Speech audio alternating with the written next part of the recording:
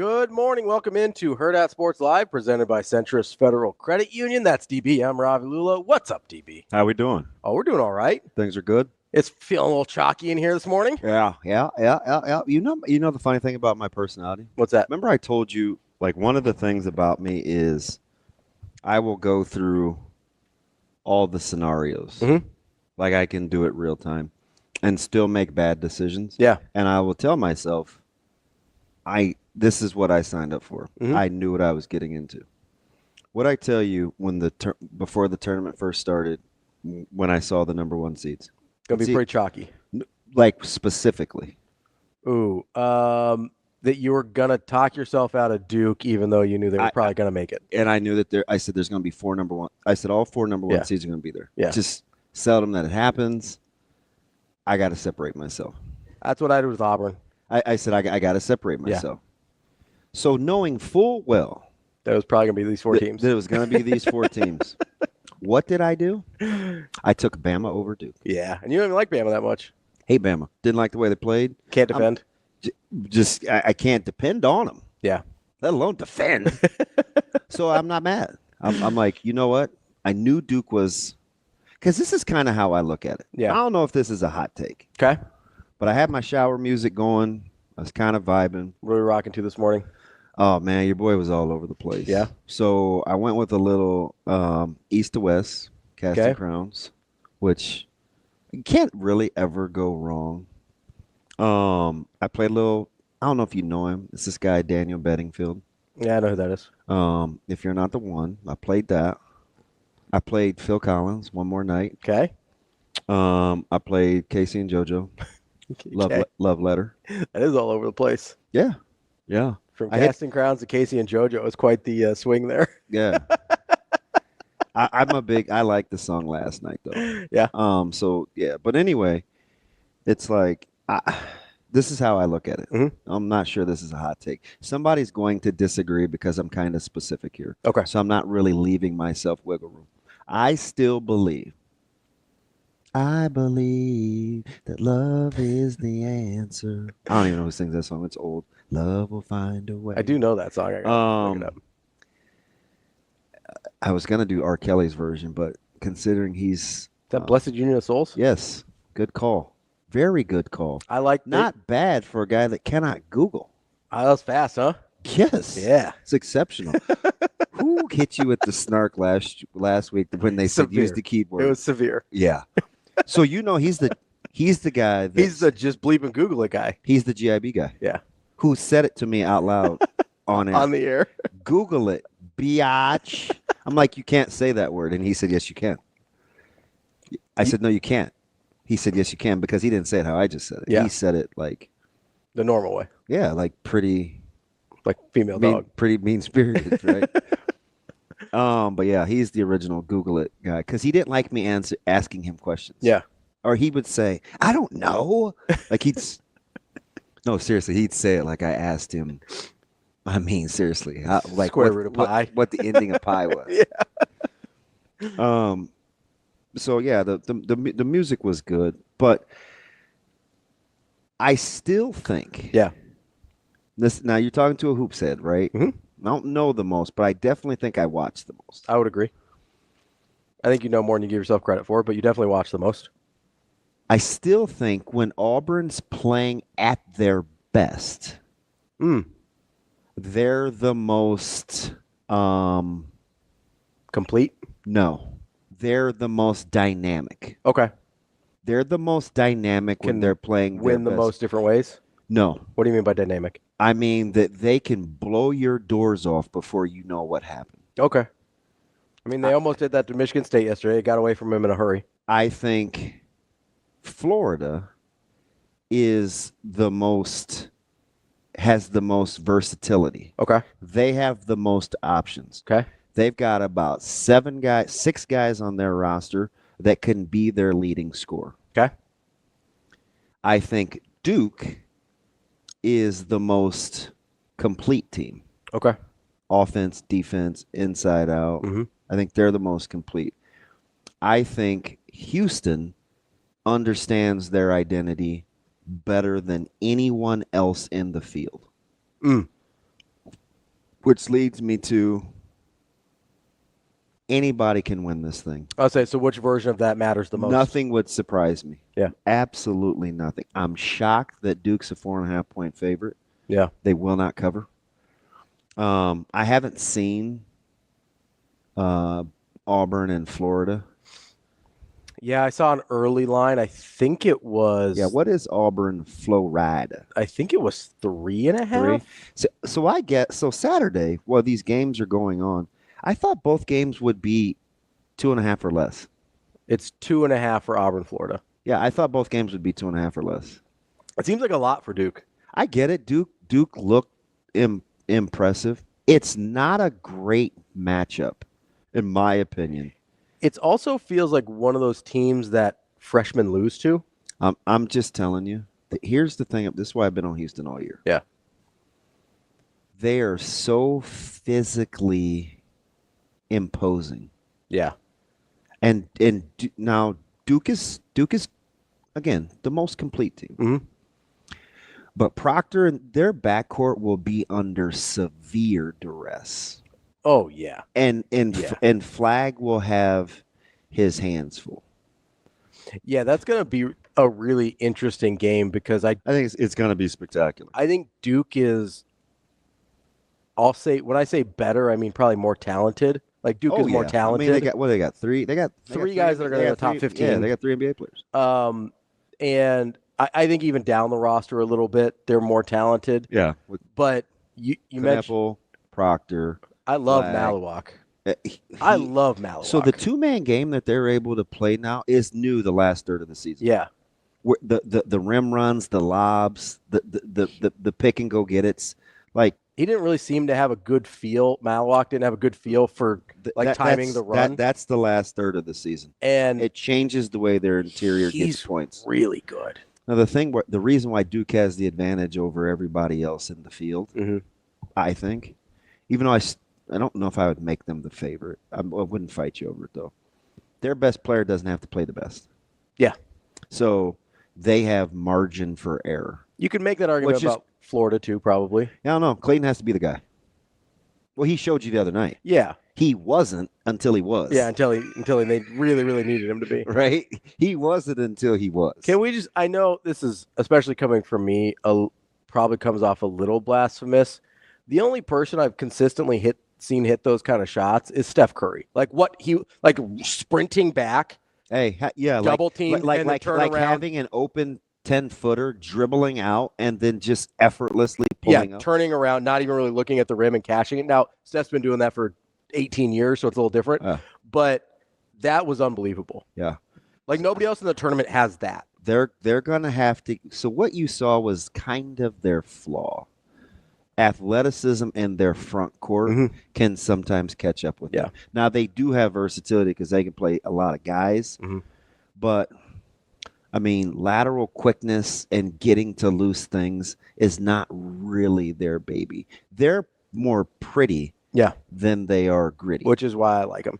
So I like people that play pretty basketball. Yeah, I always have. I mean, I understand you need a certain level of grittiness, but I've always liked pretty basketball. They got some fellas that can get you, though. Yeah. I mean, you have a guy that's never led them in scoring, lead them in scoring, and the Elite Eight. I mean, when's that going to happen? That's a nice little bonus. Yeah, so I think Florida's got the most ways to beat you. Yeah. I still think Auburn is the most likely to blow you out. And I think Duke is the most complete, and I think Houston understands who they are the best. So the identity thing with Houston is really interesting to me because we've sort of been preaching on this, I mean, for years with Husker football at this point, right? But we brought this up with Husker basketball, too, and kind of the way they've got the big crown opener tonight, but not to, dismiss the other tournaments. But we talked about this with Nebraska and the way they put their roster together. And if I believe what I believe about Nebraska basketball, and that's one of their fatal flaws, is that they haven't been able to figure out identity. Love will find a way. I'm trying to figure out how much that should matter in a Final Four where Houston clearly has that part figured out better than everybody else. Yeah. And I get it. I agree with you. The problem is Houston doesn't have enough pure ballers. Yeah. Well, we talked about this yesterday in the group chat. They don't have enough pure ballers. Probably a couple. right? What did you say? Who said it? Was it Matty D? Yeah, The football guys? Yeah, so he said he forwarded us a tweet. I think it was a Matt Norlander tweet that said, or no, it was somebody else. Oh, the two hoopers and the three. Yeah. And the three guys that can play with the Steelers. Yeah. And so I asked the question, if you had 2 all-conference guys and 3 NFL guys, how many games are you winning? Because that's kind of what Houston's trying to do. Yeah. Like Kelvin Sampson. Carolina won a lot. They did. Julius Peppers is pretty good. Yeah. So was Curry as a football guy. Yeah, he was. You know what I mean? And he was okay as a basketball player. Yeah, I mean, he's fine. Yeah. I don't like him, but he's fine. Out of the run of North Carolina point guards, he was the worst for that stretch. I just was, I'd had it with these savior point guards that these little squad. I mean, again, it started with King Rice. Yeah. I don't expect you to go back into the vault like that, but I think the thing is fascinating. They made Tennessee look pretty average, and Tennessee's really good. Tennessee's a good basketball team. The other thing that impressed me, there was about a 6-minute stretch from Duke defensively where Alabama, who turns the corner on anyone they want to offensively, just kept getting pushed away from the rim. Yeah. Just pushed away from the rim. And then they were scared to put it on the deck because they didn't want to meet the rim protection. So they just sat outside the arc and shot. And almost it's not the next pass, but the 2 skip passes. How about how a Duke defender was like in their face? Yeah. And Zion James, that's hard to do. James is he's not the most, because there's a couple of those guys left in the tourney, but he is one of the most underappreciated players. They need an all under the radar team. Zion James needs to be he needs to be on that team. He is really good for what they need. And I don't know that people appreciate when you're talking about the skip passes, how hard it is to be there on the catch. It's crazy. Not once, but twice, especially on back-to-back skip passes like that. Like, that's almost impossible. And, my dumb butt, because Saturday was borderline miserable. Your boy, literally, I sat by myself for probably 6 hours, maybe. Micah did come down and check on me once or twice. Yeah. Oh, yeah. And so I just rewound it. I'm like, God, the scramble. Yeah. Look at the scramble. I'd seen a stretch like that before, and it sticks in my head when Houston played Kansas and how hard it was for Kansas to get a good. Oh, now Kansas hung in there till the end. Yeah. They ended up with 2 or 3 or whatever, but they just couldn't.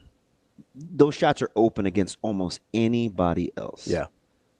And Duke just doesn't give you anything easy. And if you don't attack them, which is why I think Houston has a chance, and Houston's really good with the midi. Yeah. I mean, Juzang and those guys, Jusan, sorry. I'm thinking Johnny. I'm thinking of Milos. Not Johnny. They're just really good with the pull-up game. Now, they're going to have to make a few, but you got to get into flag and Malawak. Yeah. You got to get into their chest. So you sound like you got something in your throat there. I do. My larynx and an esophagus. Maluach. I don't have what are the little dangly things called that look like giblets? They're always in tonsils? cartoon characters, but, they look like punching bags. Yeah. Those are tonsils? Are they? I don't know. I don't have those. I'm not a doctor. I didn't get mine out until late. I would not recommend that. Not a fun time? Bro, I was 18. It's too late. You gotta be careful there. Yeah, it was miserable. Yeah, not ideal. Yeah. You ever feel like you swallowed a giant scab? No. Yeah, don't. That doesn't sound enjoyable at all. Ever felt like your breath was hot garbage and you could blow down? Well, you smoke cigars, so I'm going to say yes to that. Or you could just blow down trees? No. Occasionally. It's not like an everyday occurrence. It's fine. Nah. These days when kids say blowing trees, they mean something else. Good point. You got to be careful there. Blow down trees. Okay. Not just blow trees. Okay. That's something actually I would say. Oh, man. No, it's I think it's going to be a phenomenal Final Four. I'm excited about it. I think it's, even though, you don't have any of, these are the 4 best teams. Yeah. These are the 4 best teams. You know who's kicking themselves, though? Who? Texas Tech. Yeah. They let that one get away. Man.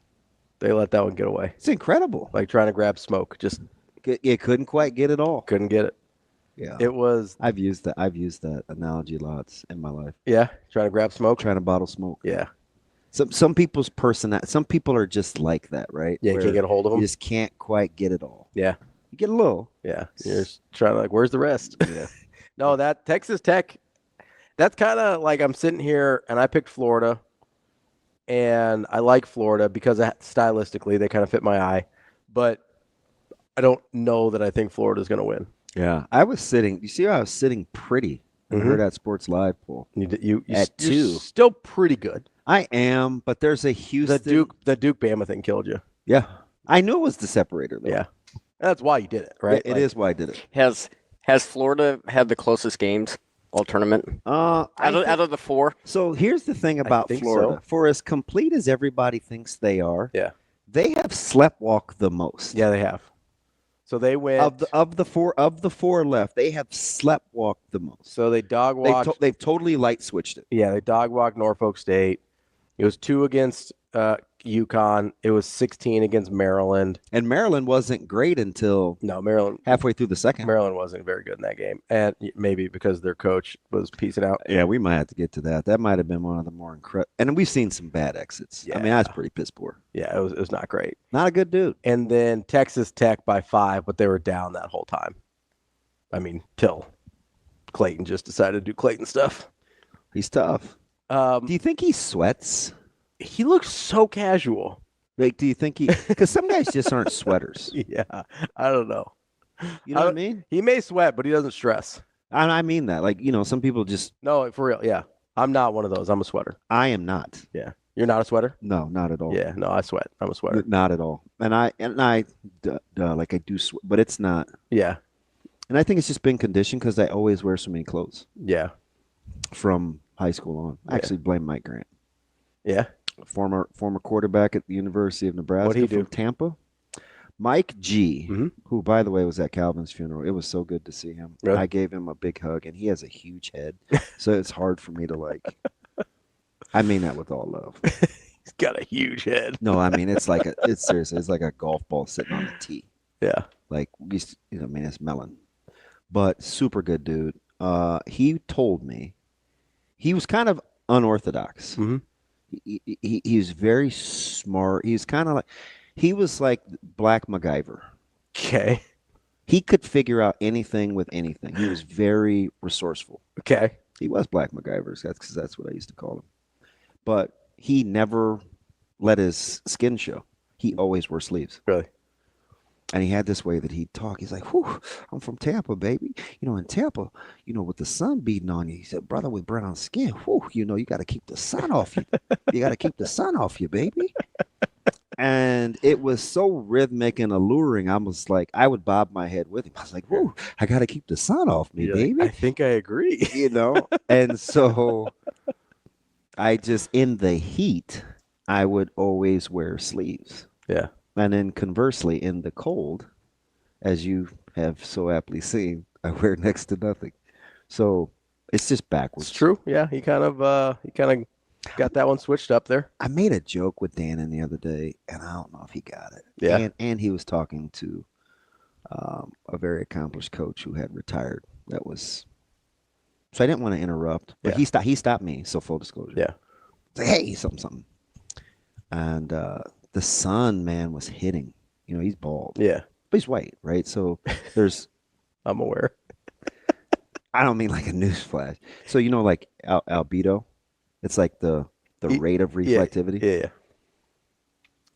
So he was like he's fun. He's super quick. Mm-hmm. So he's just like joking about protecting his head.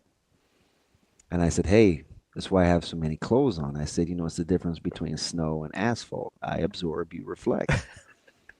And I don't know if he wanted to laugh in front. It's exact. God is my witness. If I'm asking, he just shook it. He said, "Man, you were something else." But I was walking away, and I was like, "Is that funny?" That's fine. Is that funny, Shane? As I was walking away, I was like, I hope Coach such and such doesn't think like, wow, is that how these guys are? I had to think about what you said there Do you know what I'm because saying? I had a delayed laugh there. Yeah. Yeah. I had to process it. That's why asphalt gets hot and snow gets the reflection. Yeah. This is how science works. Sounds like something I would say. Yeah. And he laughed. So I was like, okay, cool. But I'm still self-conscious. Be weird the next time I see him. Oh, that's funny, though. Yeah. He seems like a good-natured guy. I'm sure he appreciated it. Oh, he's tough. Don't fool you. Don't let the smile fool you. Yeah. He don't play. Oh. And you want a guy like that in You that can still seat. be good-natured. Yeah, he's cooler than a fan, though. Yeah. But he's about that business. We will embrace it. That's good. He's a guy that would wear. So Verzal has these T-shirts. He hasn't broke them out yet. Yeah. But he has a T-shirt that says "F your feelings," Oh, yeah. and he has one. He's got like an FOF, and he's just got a lot of them. Right? Yeah. He likes the F word, and As we've seen. yeah. And the one that just says "F your feelings," that's kind of how I feel about Dana. He's about that action. He's that's Look at all the things he's shaking up. yeah. It's kind of funny because it's like the folksiness is very disarming. It is because he's very good. He can yuck it up. Like he comes across as Oh, just yeah. kind of like an aw shucksy kind of. Well, I'm just happy to be here, He's a stud. but that can be pretty advantageous if you're able to disarm people that way and then And he's cool. go in for the kill. He has the skill sets in the lab that I think you need. Like if I was going to build an AD here, he would have some of the traits. Yeah. Where he's far enough removed where he doesn't give in to old guard or old ways of doing things. Yeah. You can't manipulate him out of guilt because of Like nostalgia. yeah. Okay, so I love that. But then he's interested enough Yeah. He's invested. in history where it's inviting. You just have to just don't be that guy. Yeah. Just don't be. I told you about alumni, right? Yeah. Yeah, just don't be that guy, and you're good. I will say I appreciate people that aren't. I kind of call it like a slave to nostalgia. That's one of my biggest pet peeves. Yeah, I don't know if I love the term, but I mean, since we're guilty of it too as a people, I'm not just gonna blame other people. I mean, we weren't good to us sometimes too. But like it's when you're so beholden A better word. to It's a big boy word. nostalgia. You've been in your Tyrannosaurus this morning? In my I think you mean Thesaurus. It's a different kind of dinosaur. Your Plesiosaurus. I was really more of a Stegosaurus guy. I always liked the Stegosaurus. Spiky. Yeah, Kind of like your personality. just a little spiky. A little EKG. But I'm actually, herbivore. I'm pretty harmless. Those are the ones with the square teeth, Yeah, right? Like the Brontosaurus and yeah, stuff. they're just grinding. Yeah. My favorite dinosaur was T-Rex. yeah, but that back go then figure the killer. it's the little arms, man. It's disarming. Yes. It's like Dana. He's got the little arms, disarming. little Kind of arms. sucks you in, then boom, goes in for the kill. little arms. It is not optional. You know the thing about T-Rex? Are you doing like a Stevie Wonder thing over there? What's happening? No. Like I just wonder this is so dumb. Should I even say this? Yeah. There are this is stupid. Their arms are so little. What would he do if he couldn't find a female T-Rex? Just wait?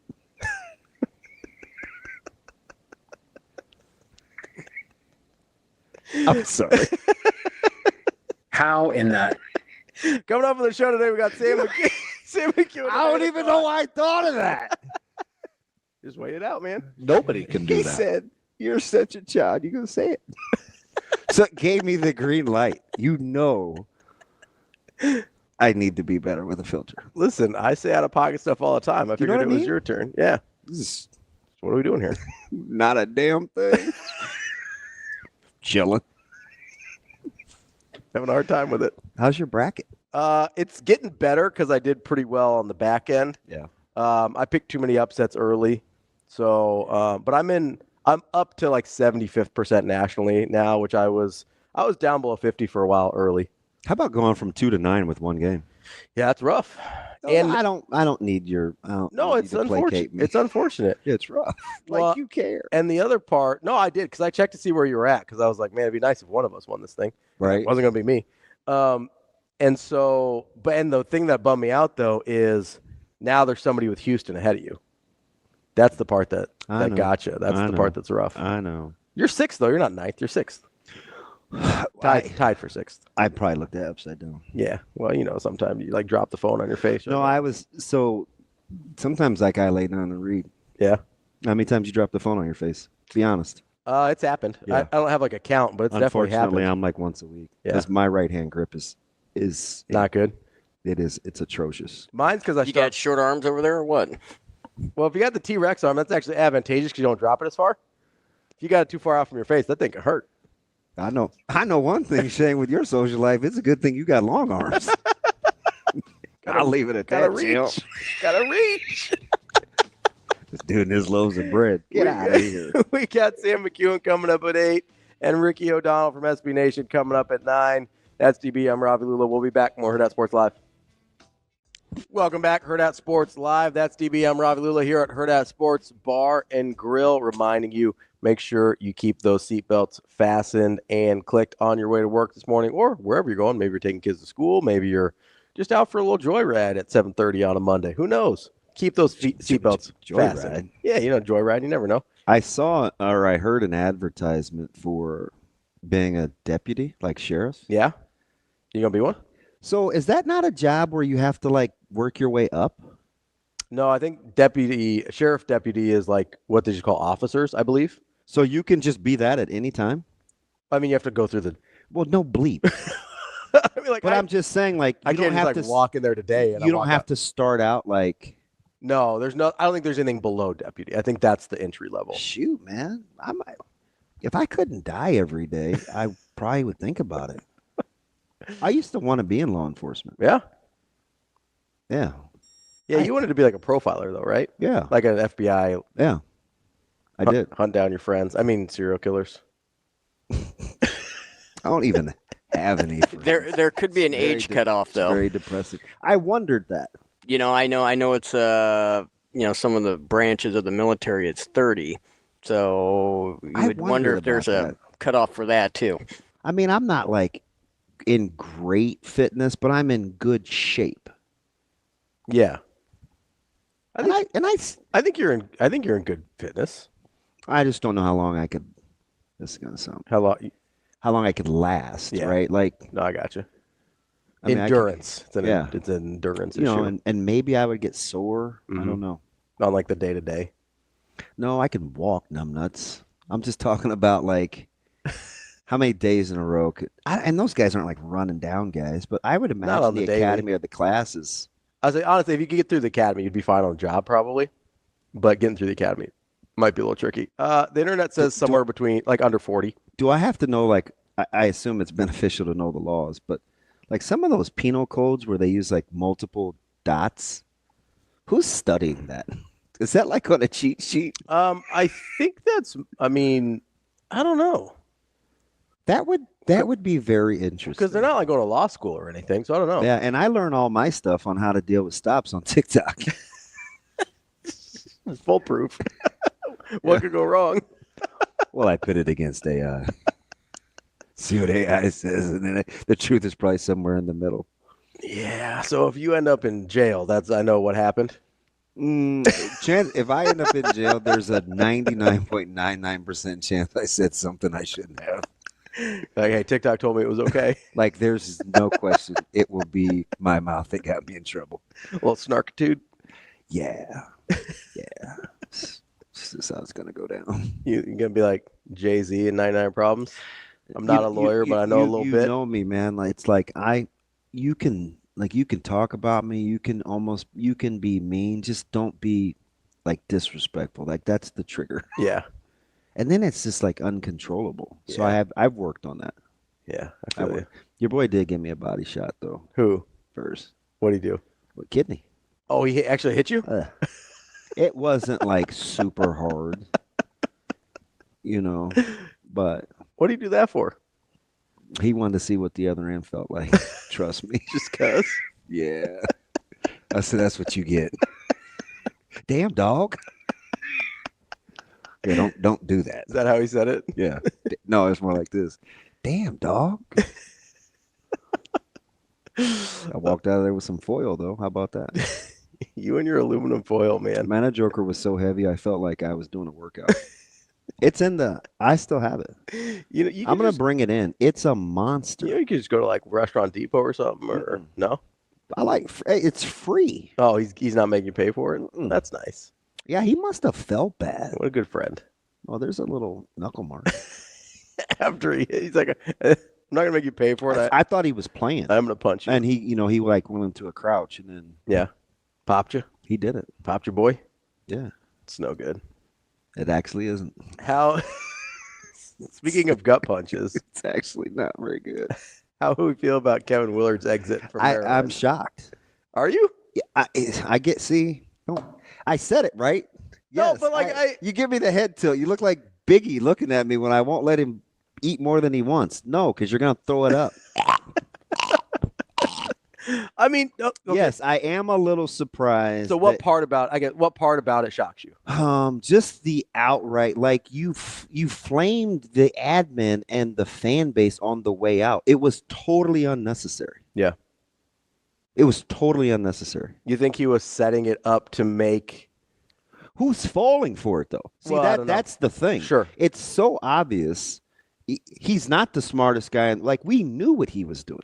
So here's the problem, though. And I think sometimes you give people the benefit of the doubt too much, just because DB here for loving people. Well, this isn't loving people. This is just not.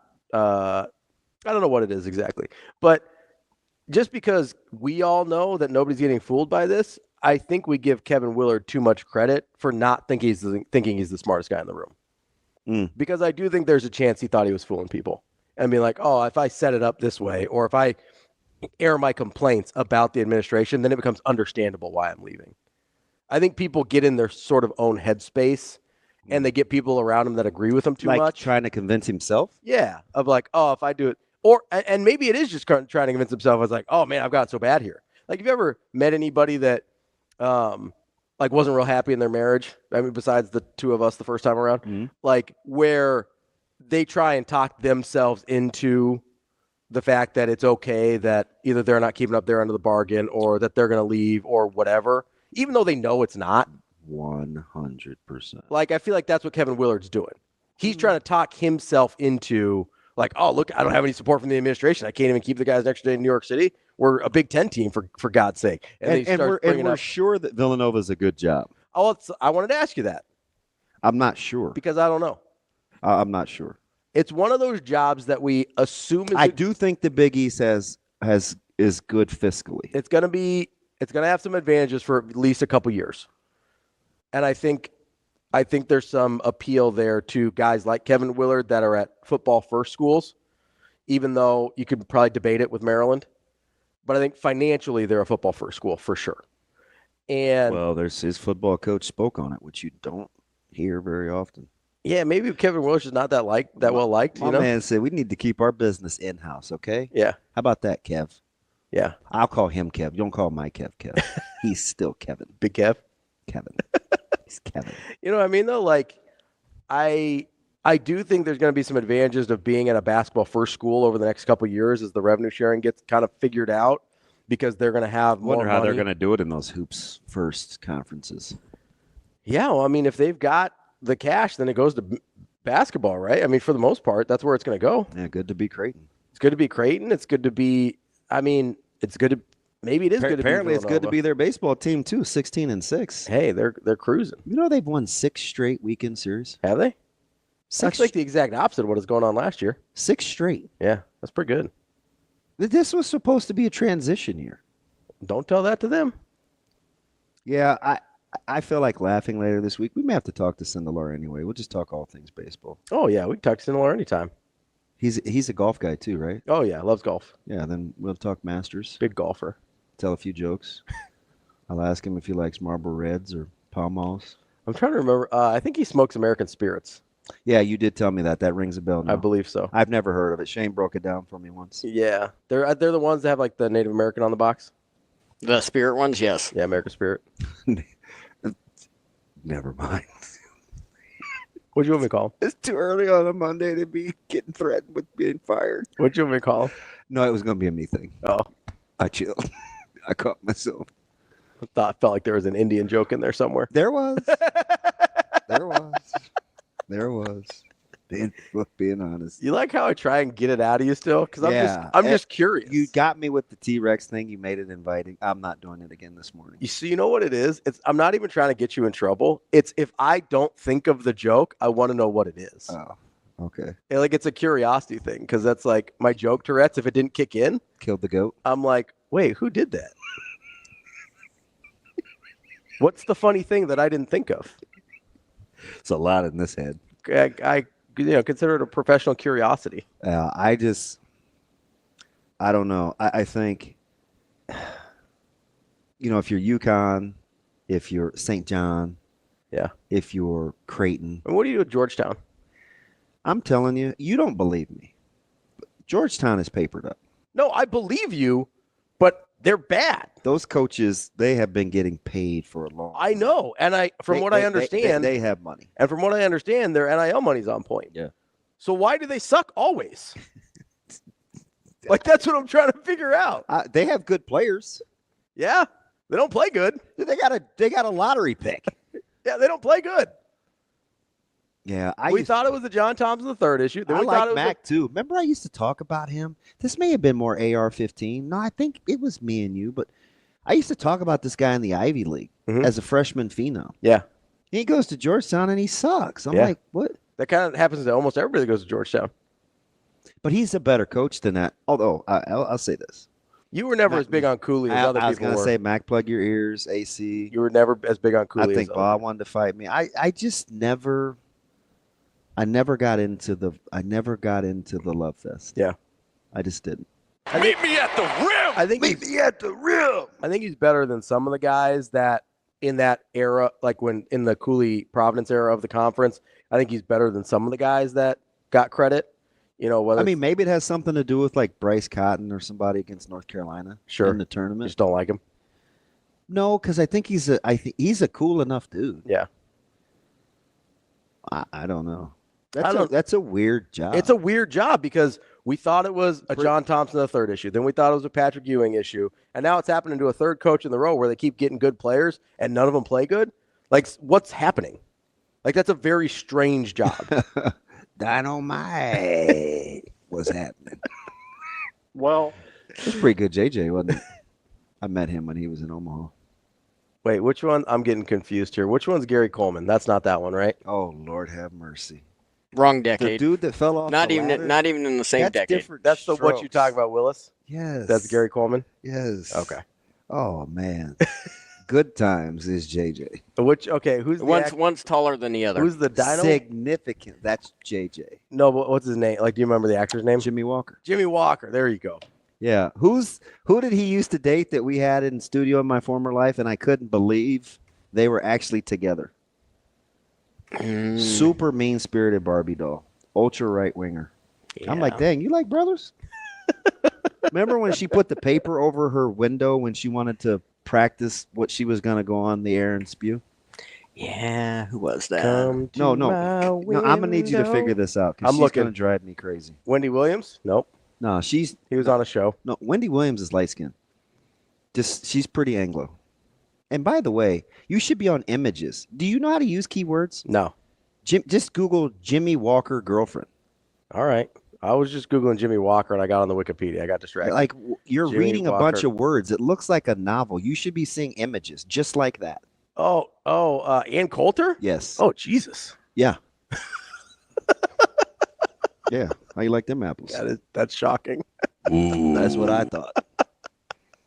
I knew she didn't like me. So I don't like you either. You had her in studio? No, she wasn't on the show. She was doing something on one of the one of the other stations? Yeah, we have a few of those. I thought you meant like you had her on the show, and I was like, how'd that interview go? I don't know. Although there are some people that fool you, like. She seems authentic. Yeah.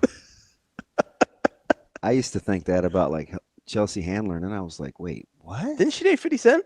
Anti-I. She's about that life. That's unnecessary. What? She's old enough to have multiple experiences. Don't be typecasting. I would never. No, of course not. I would never. That's not. It's not part of my DNA. Of course not. Back to the Big East. Where would you slot Villanova? As a job? Wait a minute. Did West Virginia get a head coach before Virginia? No, Virginia hired Ryan Odom. Oh, that's right.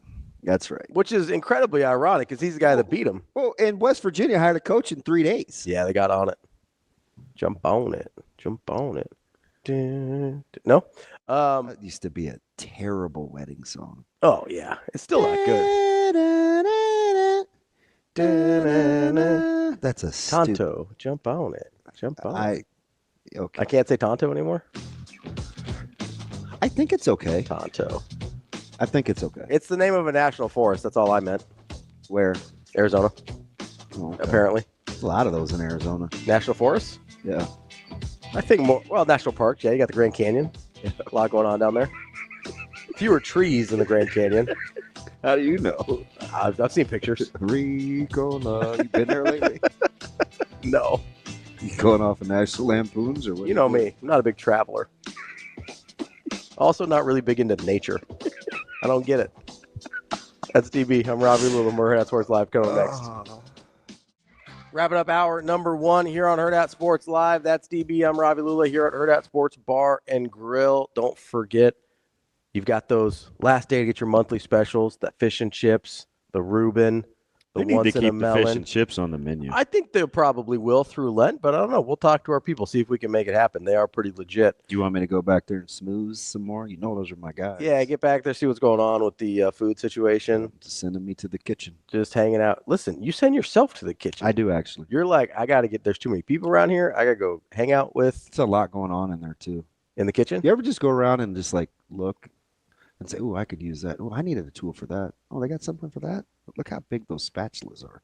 No, I've never looked around the kitchen and been like, man, I need some big-ass spatulas. Have you ever looked for back there? Always. Always. Turn the TV off. Turn the TV off. Nah, I don't generally just go walk around kitchens and look at stuff that I want. Do you like my guys today? Yeah, who do we got? We got Dana. Yeah, we have Coach Holgorsen, who Holgorsen. apparently is everybody's favorite now. Yeah, Everybody's he favorite. is. Coach Holgorsen. Can't wait till Coach Holgorsen takes the mic. He's You're going to get the defensive guys this week. like on that side of the ball, not being defensive. Like, Yeah, you're going to get Coach Butler. We'll talk this week. yeah. A couple of others. I don't think we've got the same love affair with Coach Butler that we do with Dana Holgorsen. Coach Butler's interesting. Yeah. I like Coach Butler because of his aptitude. Yeah. Yeah. Coach Butler's a little closer to Glenn Thomas than he is Pretty buttoned up. Coach Holgorsen. Coach Holgorsen gives you a little, honestly, and I know it's their same coaching tree and everything. He gives you a little bit of like Mike Leach, where you're just not quite sure what he's going to say. Yeah. But he's very succinct. Yeah, Butler's a little bit more of a philosopher. yeah. A little Glenn Thomasy. But Dana's going to give you a couple sound bites. He's going to crack a couple jokes that you're going to like. He's going to catch to kill shorts with a stray every once in a while. And then we have Coach Cook. Yeah, what do those two guys have in common? Coach Cook is the keynote speaker at Nebraska's football clinic this week. Nice. Should be interesting. I didn't look at the You guys going down as a staff? correct. Yeah. Yeah. Was that Friday, Saturday? Correct. Yeah. I always go on Friday Mhm. and just to the practice on Saturday, but I never stay. Right, so I've never been to a night session. Oh, okay. Are you going to stay this year? I don't know. I looked at the schedule. Coach Williams sent it to me yesterday. But I don't know. It's pretty good. It seems to be starting earlier than I thought because I have a funeral at 11. Oh, yeah. Yeah. You want to drop me off down to Lincoln? That'd be great. No, can't do that day. On Saturday? You can't. No, Friday. Oh, I could maybe do Friday. I'm kind of serious. Yeah. Friday I might be able to do it. Saturday I can't. I got to get Caleb's car back. I don't want my vehicle down there. Yeah. What's Yeah. Caleb doing down there? Limitate where it's over. Yeah. Need a new. Oh, yeah. I've stretched this thing. It's As far as they'll let you. big gravel. Couple days. Beg, borrow, steal. Yeah. Yeah. But still, No, TK, So those are my two guys this week. yeah, so Dana's up there just for funsies? No, Dana's up there because everybody loves him. He is. People were enamored. And We're enamored. and we've only gotten Everybody. two weight questions Mhm. since Weightgate. Yeah. Or whatever we're calling it. Down 9-10 pounds, man. Feel better than I ever have. Got some people on the internet still perpetuating weight gape. That's fine. Are they? Yeah. You got to show me these people. You showed them to me. Wait, who? Yesterday. Hey, man, I was kind of having an out-of-body experience this weekend. What'd I send you? You sent it to the group. They're still chatting about it. Some people are on the internet still chatting about it. Shoot, I don't know. You know? Best shave of his life, apparently. I don't even know what I sent. We can talk about it later. Oh. It's fine. Was I mad at somebody? Yeah. Oh, that's a good chance. Same person you're always mad at. You know, you should have just sent. Oh, you talking about idiot? Yeah. Yeah, that dude's the worst. What should we have sent? Hey, I did. I didn't play it the whole way through. Oh, yeah, he got to it. He was just reading. I'm like, who's listening to this dude? And he can't read. I can't read. At least I tell you I can't read a teleprompter. I don't try to fake. Like, just take a second, digest the material, and talk like a regular person. And click. What if you're not a regular person? Well, he's clearly not. How about that? Now you got me gassed up again. Coming up, we've got Sam McKewon from the Omaha World-Herald. Gets everybody gassed up. Can't wait. We'll be back. More Hurrdat Sports Live. Kicking off hour number 2 here on Hurrdat Sports Live, presented by Centris Federal Credit Union. That's DB. I'm Ravi Lulla. We are joined now by Sam McKewon from the Omaha World-Herald. Sam, how are you this morning? Pretty good, Jans. How are you? Good. Hanging in there.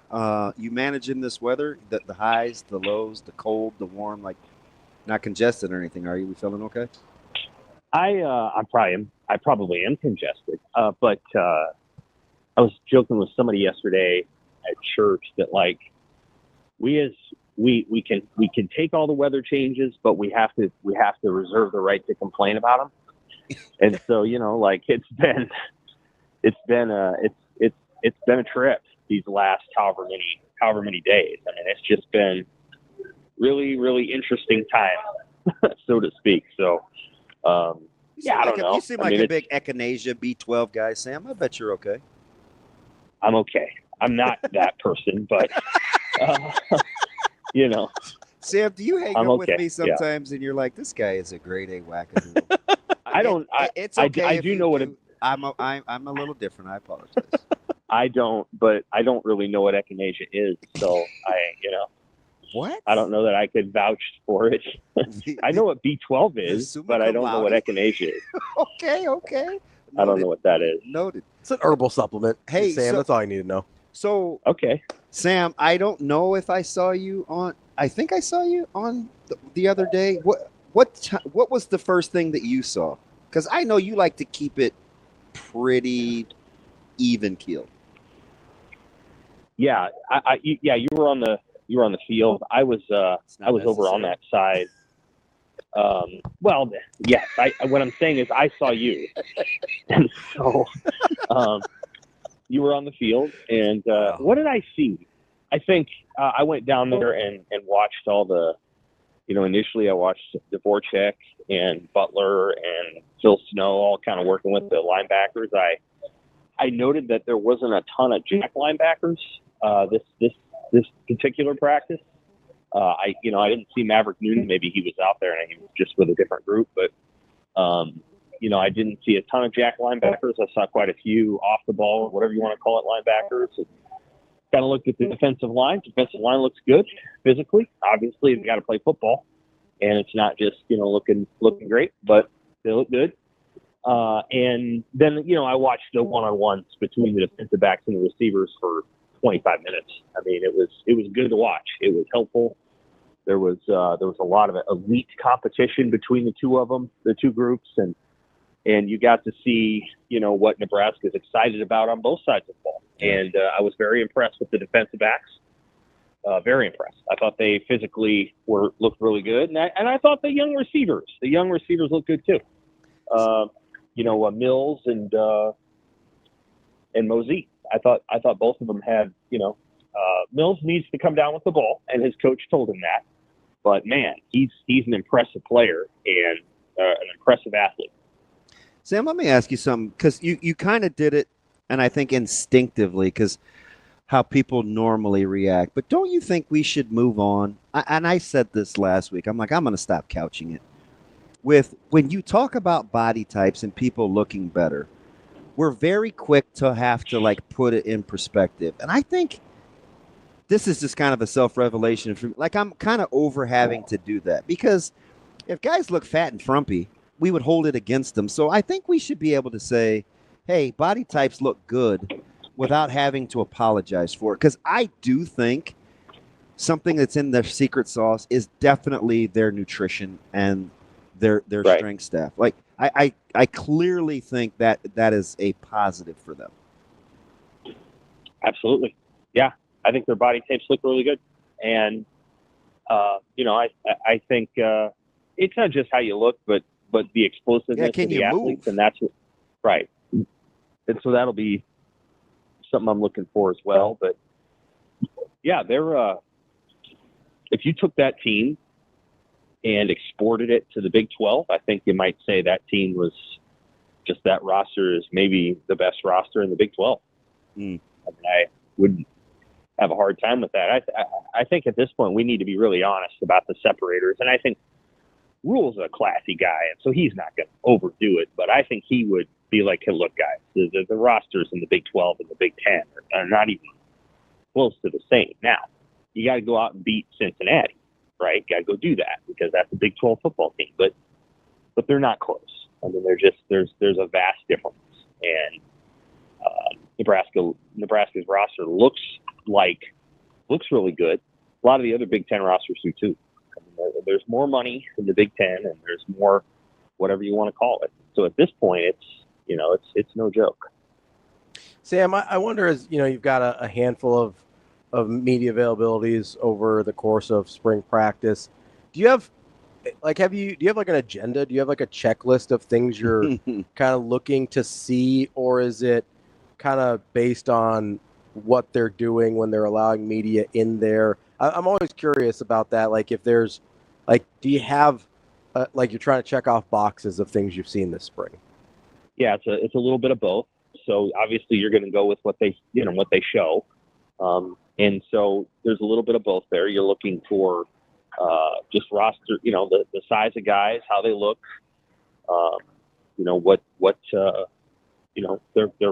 their body compositions, all those things. You watch coaching technique. You watch the way that the guys, teach. I thought a couple years ago I was watching, Knighton and his group, Potenza and others, take the defensive line through reps, and I'm like, this is going to be a pretty good group. They're coached in a way that's very aggressive and but also upbeat. There's a little bit of technique in there, but there's also pace to what they're doing. There's nobody's going real slow. So you acknowledge that, you appreciate what you're seeing. Sometimes if I'll go to practice, I'll see what Rule's doing, although not very much. I'm not there to see. Okay, go ahead, finish. I'm sorry. I'm not there to see what Matt Rule's doing. Because a lot of times what he does is he goes around and he helps with the position groups. But we only get 25, 30 minutes, and Matt Rule's going to talk each week for 30 minutes. And so I don't know that I can deploy a lot of my energy to what he's doing in the moment. And so that's a decision I make. Now, we have 2 or 3 people at practice, so there's usually people who are watching what he's doing. But I'm trying to look at other stuff because, again, sooner or later in a press conference, Matt Rule's going to kind of tell you things. He has a hard time telling you nothing. I think he feels like he needs to say something and be honest with people. And so you can usually get a kernel of what he's thinking from the press conferences. And that's often more than you got from other people. So that's kind of what I'm doing at practice. You know what else is interesting? See, I'm just the opposite, but now I have to think about it from your vantage point. Because last week I said to Ravi, I'm like, you know what? If I given some truth serum, I may be more interested in watching Coach Rule interact with the new staff than I am actually watching players. And this was on the heels of him kind of describing veteran leadership and the players knowing where to go and him having to get more familiarize the coaches more. And I think one of his gifts is bringing adults along with him. Like, he's a very good leader in that regard. Like, I kind of would just watch him work just as a cheat sheet, right, on how to interact and deal with people. It was fascinating, and there was no doubt that is his, for all the people that he's employed, that is his football team, and I don't think there's any question about it. Yeah, no question that he is the head coach and that he commands a certain level of respect. But he also, again, like, some of the ways in which I note those things is just how he navigates the press conference and conversations we might have. Like, he has a pretty good understanding of all the components of a college football program, and so I think he's able to communicate in a way that makes it clear what his leadership abilities are and how he sort of works with people, and certainly those things matter. I think simultaneously, you try when you can to have a player focus and try to, because those are the guys that have to go out there and do it. And that's kind of where they're at. Like, they've reached a point, in this operation where everybody kind of knows how good they are at a bunch of different things. Now it's more of a question of going out there and doing it. We're talking with Sam McKewon from the Omaha World-Herald. Sam, we were talking earlier about kind of the current, I would call it love affair that Nebraska fans seem to have with Dana Holgorsen. What is it about Coach Holgorsen that you think people are so enamored by at this point? Oh, I think he's got kind of a charm to the way that he answers questions. He talks like a lot of people I know and grew up with. He shortens a lot of his sentences, and creates these sort of clever answers that are that probably mirror to some degree how a lot of people I just grew up with talk. And he's able to do that. I think that's part of his, I don't know how to put it, his gift or something. He talks in these sort of short sentences and, drops out nouns and verbs, and, he just creates there's a personality there. And I think people appreciate it. That's somebody, if you were, out in wherever in Nebraska, you'd be like, yeah, I know that guy. That's that guy, And so I think there's an appeal to that. I think his bluntness is refreshing. So the ability to come in and speak out loud some of the things that we as reporters, as little as we know, were able to see last year. And certainly Damon had pointed out multiple times before Holgorsen got there. For him to be able to speak that out loud, I think was good. And honestly, he has, not that Rule doesn't have an expertise on offense, but when you've called plays for 20 to 25 years or however many years it was, you do learn something about how to talk about crispness of play and crispness of execution. That is probably not something that Rule, would know quite as much about. Because the way that Holgorsen calls the game, the way he designs the game is, we're going to get the ball out of the quarterback's hands. We're going to get the balls in the hands of our playmakers, and they need to make plays. And in order for that to happen, you have to shorten the amount of time that, first of all, you're going through the sludge of the play. And then the other thing you need to do is you need to do your job, and you got to execute right. And I think what he's able to say is, hey, guys, if we're going to move the football, somebody's got to make somebody miss. Running backs, we need to get blocks from the receivers. We need those things. And he's able to say it in a way that just kind of cuts to the chase. And I think, again, Nebraskans appreciate that approach. So let me ask you something, Sam, because I came back after listening to the press conference, and I said this to Ravi on air, not error, AIR, damn it. I'm like, you know what? I kind of liked, it's not that you doubled down. You had a supposition. It started with us during your segment on tempo and number of plays and noticing that there was a rhythm. And I told Ravi the very next morning, I said, one of the things that I appreciated about you going back and getting either proof of concept or whatever it is, you wanted to know kind of where that was going. Thank you. Did that answer suffice in terms of, because I kind of knew what you were saying, even real time to me. And we talked about the number of plays. I'm like, I just don't know if they want to play like that. But then you were like, well, when they move with some pace, it was pretty good, and they got into a rhythm, and it kind of forced me to think.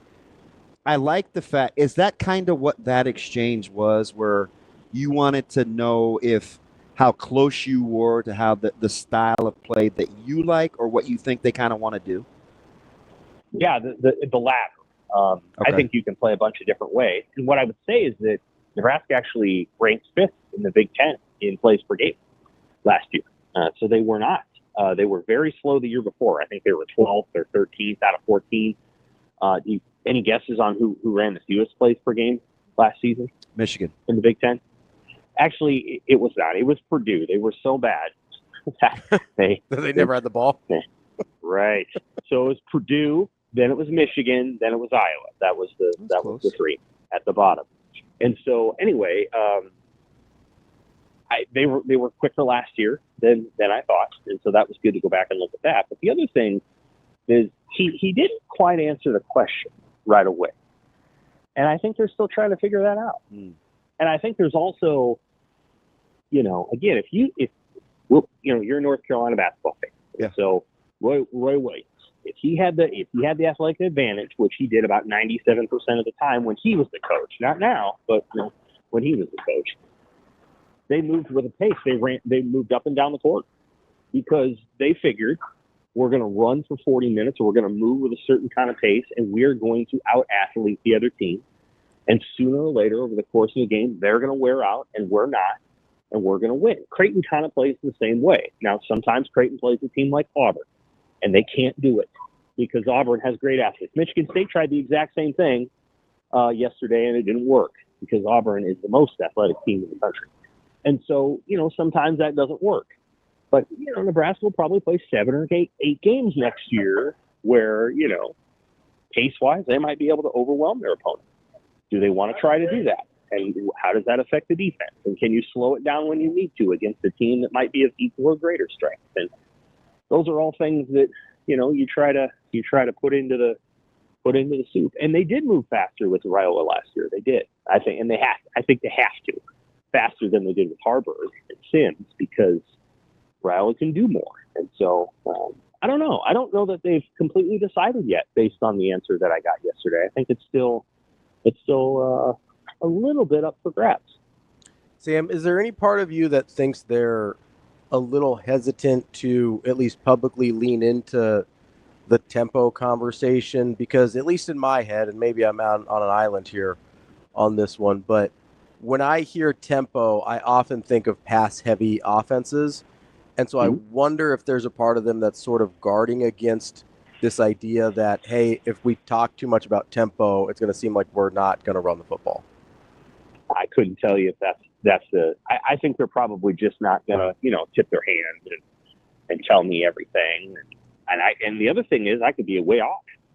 Like, it doesn't make, like, what I would do, for example, this is one thing, this is a strong opinion I have. Inside the 10, I wouldn't run tempo. I hate run. I think it doesn't work. I think more often than not, you advantage the defense when you run it inside an opponent's 10, because they don't have as much space to cover. And so reaction, when it's 3rd and goal at the 2 and you're running tempo, well, all they got to do is react. And they don't necessarily have to do a lot because you don't have time to call your fancy play. And so, I don't love it inside the 10. Teams do it all the time anyway. So it doesn't make any difference what I want or think. It's more about why do people make the choices they do, and what are they trying to accomplish? And again, you have one of the more interesting stories to me of this team and of this particular time in the Rule era is Dylan Raiola is probably the most talented quarterback Matt Rule's ever had. And so when you get a talent like that, it changes what you're able to do, and it also changes what you're going to do. And, that's a journey that Rule is, taking. Now, if we could include the NFL, then, Rule had Baker Mayfield, and I think Baker Mayfield's a pretty talented quarterback, personally. But, we're talking about college. He hasn't had a player like Dylan. And so how do you adjust? And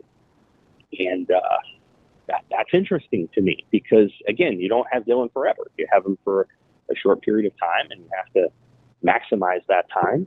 You probably have Dylan for 3 years. And what do you do in those 3 years? And how do you put enough on his plate so that you're maximizing his ability? Because if you maximize his ability, then you get another Dylan, his younger brother, or you get someone else who's a blue chip player. And then you can do it again. And that's the story of Lincoln Riley at Oklahoma. I don't know that anybody would say that Lincoln Riley's been the greatest head coach of all time, but you know what he did? He was able to attract in a row Baker Mayfield, Kyler Murray, Jalen Hurts, Spencer Rattler, and Caleb Williams. That's why they win games, because they had those players. It wasn't necessarily Riley's play calling brilliance, but it was his ability to get those quarterbacks, and those quarterbacks won a lot of games for him at Oklahoma and USC. You know what? It's funny listening to you talk about this. I think part of the game within the game is making sure that you allow an uber talented guy to flourish, because he's I wouldn't call him a savant. That may be closer to Dayton, because I think Dayton's football IQ is at the same age is probably higher than Dylan's. But Dylan is fantastic. Listen, Sam, I'm telling you. You have to balance, because really good quarterback play can make you lazy as an OC. So I think one of the things that's going to be challenging is for Nebraska to have enough self-awareness to self-scout and to make sure you're not just enamored, but you're doing what you need to do to win games. Because sometimes they could be two different things. Right. You know what I mean? Like that's going to be interesting. What about a good quarterback can make an offensive coordinator lazy? Because sometimes you just you just assume he'll make a play. So scheme can get away from you. Where he'll bail you out. Yeah, like he'll bail you out. I saw it with Taylor Martinez. I saw it with Adrian Martinez. I've certainly seen it with like an Anthony Rizak. Let's just go inside zone. Melvin Marcus, Peter Paul. Let him read it one-on-one. Mm-hmm. Okay, you know what I mean? Yes. Or it's almost like what Coach Rule said last year about if they played with 8 in the box, where he's like, we'll beat your brains in. Mm-hmm. Because you watch him throw the ball and you just assume that's what's going to happen. You know what I mean? But you still have to have the attention to detail along the way to make sure that you're doing what you need to do to win. That might be the best example. I agree with that. I think that's a good point. And I actually think that I don't know that I think Rule would get or Holgorsen would get lazy. Uh-huh. I think, but I don't think so. I do think it's possible that they could get a little conservative. Yeah. And so I think that's one of the challenges is trying to make sure that you're putting enough on this quarterback's plate. And as it relates to Dayton, obviously Dayton has grown. He's now taller and looks definitely like a college quarterback. And he will be very interesting to track this season. Most people have kind of forgotten about him. Like they don't really think about it. Well, he's coming here, but whatever. I think he's going to be very interesting to watch this season, and I think he's probably a little bit better than his recruiting ranking, but it hasn't. Recruiting rankings today aren't probably quite. I don't know if they're quite as dialed in as they were even 5 years ago. It isn't quite as popular as it was because of the portal. Mm. That's an interesting thought. Because there was a long time there, Sam, where, you go back like 15 years and it felt like way more of a crapshoot, and it seemed like the recruiting rankings were progressively getting better and better yes, I agree with you. As it was easier to get eyeballs on guys. It's interesting that I hadn't really thought about whether or not it would just be in the last 1 or 2 years. Yeah, and I'm not sure if that's accurate or not. I'm certainly not saying that recruiting people do No, they do an incredible job. I do think the interest has changed in high school recruiting for sure. That's I think you've seen a reorientation of some of these experts to the portal. Sure. Like they now understand that you know the way that you're operating, and I'm not just talking about the excellent people that work at On3 or 247 or whatever. I'm talking about the people in the industry who are paid, paid to scout, and like really, really sharp people who like people that don't have a front facing like operation, but they're back behind things. You know, I think now the new thing is to understand the portal. That's why Pat Stewart is there, is to evaluate players who have been at the collegiate level for a while and to then pick and choose just the right guys. And that's an art, you know? So like, that's what I'm saying is like, I feel like maybe, you know, there's not quite as much,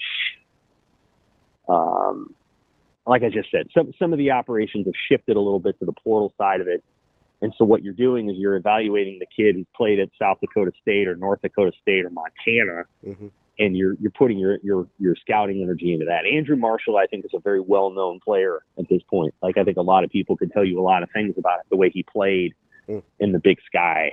But there may not be quite as much on, you know, a quarterback in Florida or Georgia, just because they committed. The schools themselves are not sure whether they want to take a high school kid. Like, those are some of the, I mean, what's Georgia going to do going forward? Is Georgia going to keep taking 5-star quarterbacks, or are they just going to say, we'll go portal it every 2 years? We'll get a 2-year guy. We'll win a Heisman, whatever. That's going to be the challenge going forward. Sam, let me get you out of here on this because it was huge and much needed. And I put North Carolina in the college baseball library to watch later because I was watching Nebraska yesterday afternoon. Much needed. You get the series win over a really good pitching ball club in Oregon State. You bounce back after the blowout on Saturday. Will you allow yourself to think that this could be the start of being able to get onto something good? They've been good in midweeks. Right. I would say could. That's where I'll go. I think Creighton baseball is probably at this point a stronger top-to-bottom team than Nebraska. We'll so they're going to play on Tuesday. Yeah, it could rain. So, you know, hopefully the rain stays away long enough that they can play the game on Tuesday. But I was telling Ravi, Creighton's won 6 weekend series in a row. Yeah, Creighton's pretty good. And the key for Creighton, and this was true last year, is the Nebraska game on Tuesday is important. The series against UConn is more important. And that's this weekend at home. They need to win it. You know, there's really no reason for them to not be in the Big East tournament. I'm not going to go on a rant about Big East baseball or about every sport in the Big East except men's and women's basketball. We'll save that for another day. But Nebraska has Creighton, and then they have UNO, and I think they'll be UNO. UNO's not having their best season. And then they've got, you know, beatable Rutgers. So the question is, it isn't just like, can they win 3 out of 5? It's, can they win all 5? And then can they win, 4 more next week? And like that kind of thing. They need to go on that kind of run. Our beat writer, Evan Bland, is going to have a story today about the likelihood of Nebraska getting an at-large berth in the NCAA tournament based on its current RPI profile. And I encourage people to read that. I'm not going to tell you the verdict, but people can read it. What I would say is that, that long West Coast trip, I'm sure Will Bolt will have some feedback. Evan will probably talk to him about it at some point. There needs to be some feedback about that trip and whether or not that was, the best use of anybody's time to spend that, to have 2 weekend series against Big Ten teams a week apart where it's really not feasible for you to come back. And they beat Pepperdine, and that's great. But it's not easy being away from home for 10 days. They went 1-5 in those Big Ten games, and then they went to Kansas State, and that was a pretty unfortunate loss. I mean, I think they were probably exhausted. So, and lost that game too. So, Nebraska drew the short end of the stick a little bit with the scheduling, and so now they kind of got to make up for it. I don't think there's a single team in the Big Ten that was going to go out and win 4 of 6 from UCLA and USC. I just don't. And so, it was challenging for Nebraska, and they didn't play very well. But now they got to make up for it, which means they got to win a whole bunch of games. They got to, we're talking like a run. Like, they got to win 10 out of the next 11. Maybe they can do that. Maybe their team is good enough to do it. We'll find out. That's Sam McKewon from Omaha World-Herald. Sam, appreciate it as always. We'll talk to you again soon. Thanks, Sam. Thank you. Take care. Yeah, good. That's an interesting. That's going to be an interesting read on the Nebraska baseball team because I think I said last week I thought they were in a place where they basically just had to try and be good by the Big Ten tournament because we'll see what Evan Bland thinks. Impressive series, man. No, they played great this weekend. We could talk to EB this week if you want to get him liquid. Yeah, talk a little Nebraska baseball. Yeah, he's got good range too. And you'll have Creighton and Nebraska tomorrow. Yep. There you go. That's DB. I'm Ravi Lulla. More Hurrdat Sports Live coming up next. We're back here on Hurrdat Sports Live. That's DB. I'm Ravi Lulla, reminding you to go check out Centris Federal Credit Union. It's centrisfcu.org. You can find everything you want to know about Centris, and the main thing you need to know is that there is such a thing as the credit union difference. It's about people helping people through the power of community. Credit unions are focused on you, and that's what makes the difference. Make sure you go check them out, Centris Federal Credit Union. No matter what your financial needs are, they've got you covered at centrisfcu.org, federally insured by NCUA. I'm thinking baseball here. We've got Nebraska Creighton tomorrow. See if we can talk to Evan Bland. I'm also thinking about torpedo bats. Oh, I know. And how I went down that rabbit hole yesterday. Well, I mean, I guess everybody did with all the stuff on Twitter. Yeah. So what's kind of funny to me is why your barrel isn't bigger. Every. I meant as a Red Sox fan, you guys. Yeah, I think Devers might need some help. So I'm gonna give him some grace. So I was gonna say. I mean, the guy took one for the team. We're going to bring up the DH thing? Yeah. Because it's different. He told you he wanted to play third base. Yeah. And I do think there's some guys. And his coach nipped that in a bunda. Almost the next day. Hey, by the way, was the torpedo bat thing real? Because I saw that and I almost thought that was an AI thing. No, those are real. No, that's real. Those are real. Oh, my gosh. Yeah, the guy got in the lab, man, with the barrel size and how people just don't. So, two things there. We'll start with Devers because you brought him up. I do think I do think people underestimate the difference of focus of playing in the field and kind of being in the game versus being a DH where you just sit for like an hour at a time. So that's one thing. And so somebody brought up Devers in the chat, and he's like, maybe he needs one of them torpedo bats. And yeah, maybe he does. Maybe everybody will have one. In our chat? Yeah. Dang, they getting at you already? But it's 1-3. It's not a great start. I'm not a huge fan. Right. Yeah. But the funny thing about baseball, because when you hear the explanation for the torpedo bat, right, it's just like, well, we thought we'd put the thickest part of the barrel where you make contact the most. And it's like, well, duh. Like, is that not the most? Like, but did you read his research? Yeah. He was underwhelmed at how few bats actually, not to go off Steven, but actually take advantage of bigger barrels, maximizing, because everybody has you have the specs. Yeah, what you can be. It's like 2.6 inch diameter. Like everybody's got the exact same specs. And so as long as they meet that, you can do whatever you want. People just don't maximize. And so all I was thinking about yesterday is, man, it's going to give new meaning to the term barreling it up. Yeah. Right? You're getting all of the barrel that you can. Yeah. And you saw their act. New York. I mean, 3 pitches, 3 home runs. Yeah. And I'm not going to reconsider yet because I don't know if I believe in their pitching. And the Brewers were and I said this a year ago, so feel free to make fun of me. And all they did was go to the playoffs.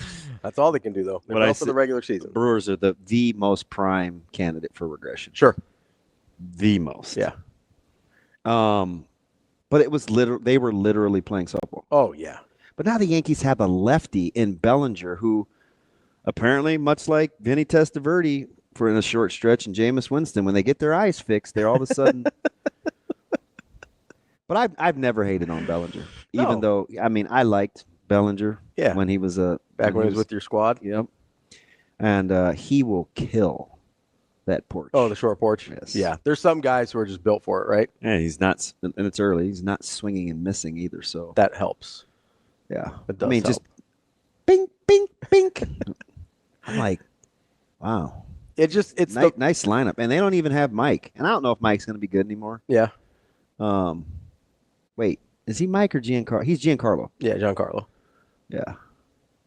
Who I low-key kind of like, even though he's hurt too much. Who? Stan.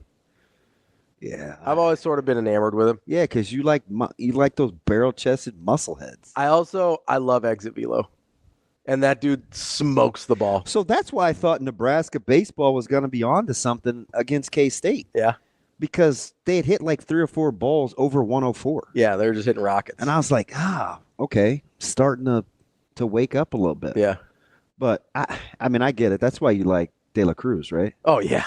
De La Cruz, O'Neal Cruz. I don't even hate Aaron Judge. Like, guys that just barrel it up and hit rockets, enamored with. I just don't think there's any really – I don't think there's a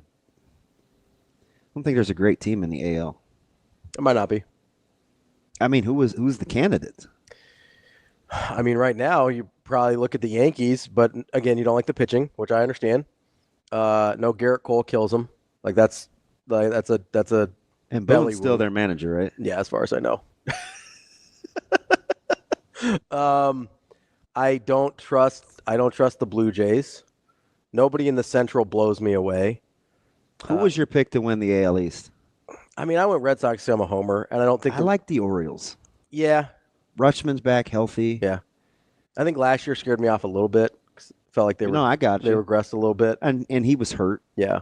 So, but, I liked the move. I actually, for as much as I've hated on the Red Sox for the last 6 years, justifiably so. Pitching should have been better this weekend. Yeah, I actually thought they did a good job this offseason. The Rangers are good. They're legit. And what's it, 3-2 yesterday and 4-3 the day before? Yeah. Like, the pitching didn't let them down, right? So I don't have a huge issue there. I think the bats will come around. I think the depth of the lineup is good enough. And, at some point they maybe bring up some of the young kids that were mashing in spring training a little bit as well. But are you going to tinker with your middle infield? Yeah, if they're better, just do it. Like I think that's got to be the key reason for Raphael DHing, right? Yeah, because yeah. You don't have to move 2 now if what happens at second base you think is going to happen. Yeah, so I think that's either good. Honestly, and you might have 2 guys coming up because they like Marcelo Meyer and then they like Christian Campbell as well. And listen, I'll take both those dudes. Just bring them on up. What do you think the Rangers can get out of DeGrom?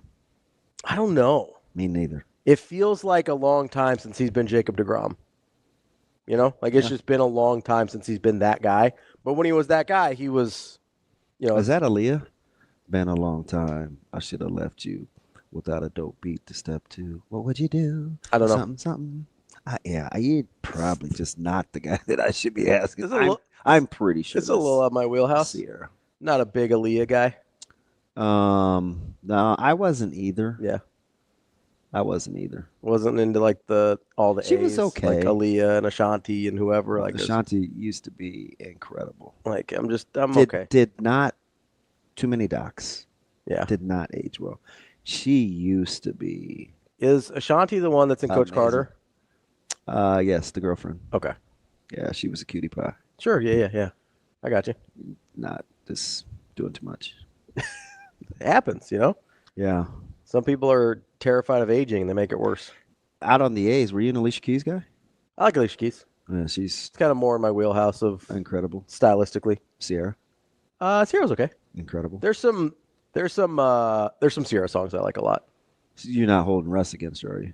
I don't know how he pulled that. I mean, I am now. I don't know how. Google. No, I know. I don't know how he did it. I know. Because she has her own bread, so. Yeah, I don't know. She doesn't need his. Man. Okay, I just can't imagine being around that guy that much. You know what I mean? Yeah, he and James thought it'd be a lot of fun. Please send Hard Knocks to the Giants. And I mean, Stefanski's got to lose his mind, doesn't he? Like, what are they going to talk about? Yeah, I don't know. It's got to be incredible. Yeah, I don't know. Just let them run the quarterback meeting, I guess. Both of them. Just going to have a good time. Just banter back and forth. Because Russ will be like out there doing. And I said Stefanski, he's in New York. I meant the guy that you've been trying to run out, Dable. I mean, is he good? Is he good? I know you think I'm crazy. I don't think they'll do it. But if you're a Giants fan, is it plausible that they're doing this 1-year deal with these quarterbacks because they still could draft Shedeur? Yeah. No, I really do. I think that's on the table, 100%. I think that's 100% plausible. Because Shedeur probably needs a year.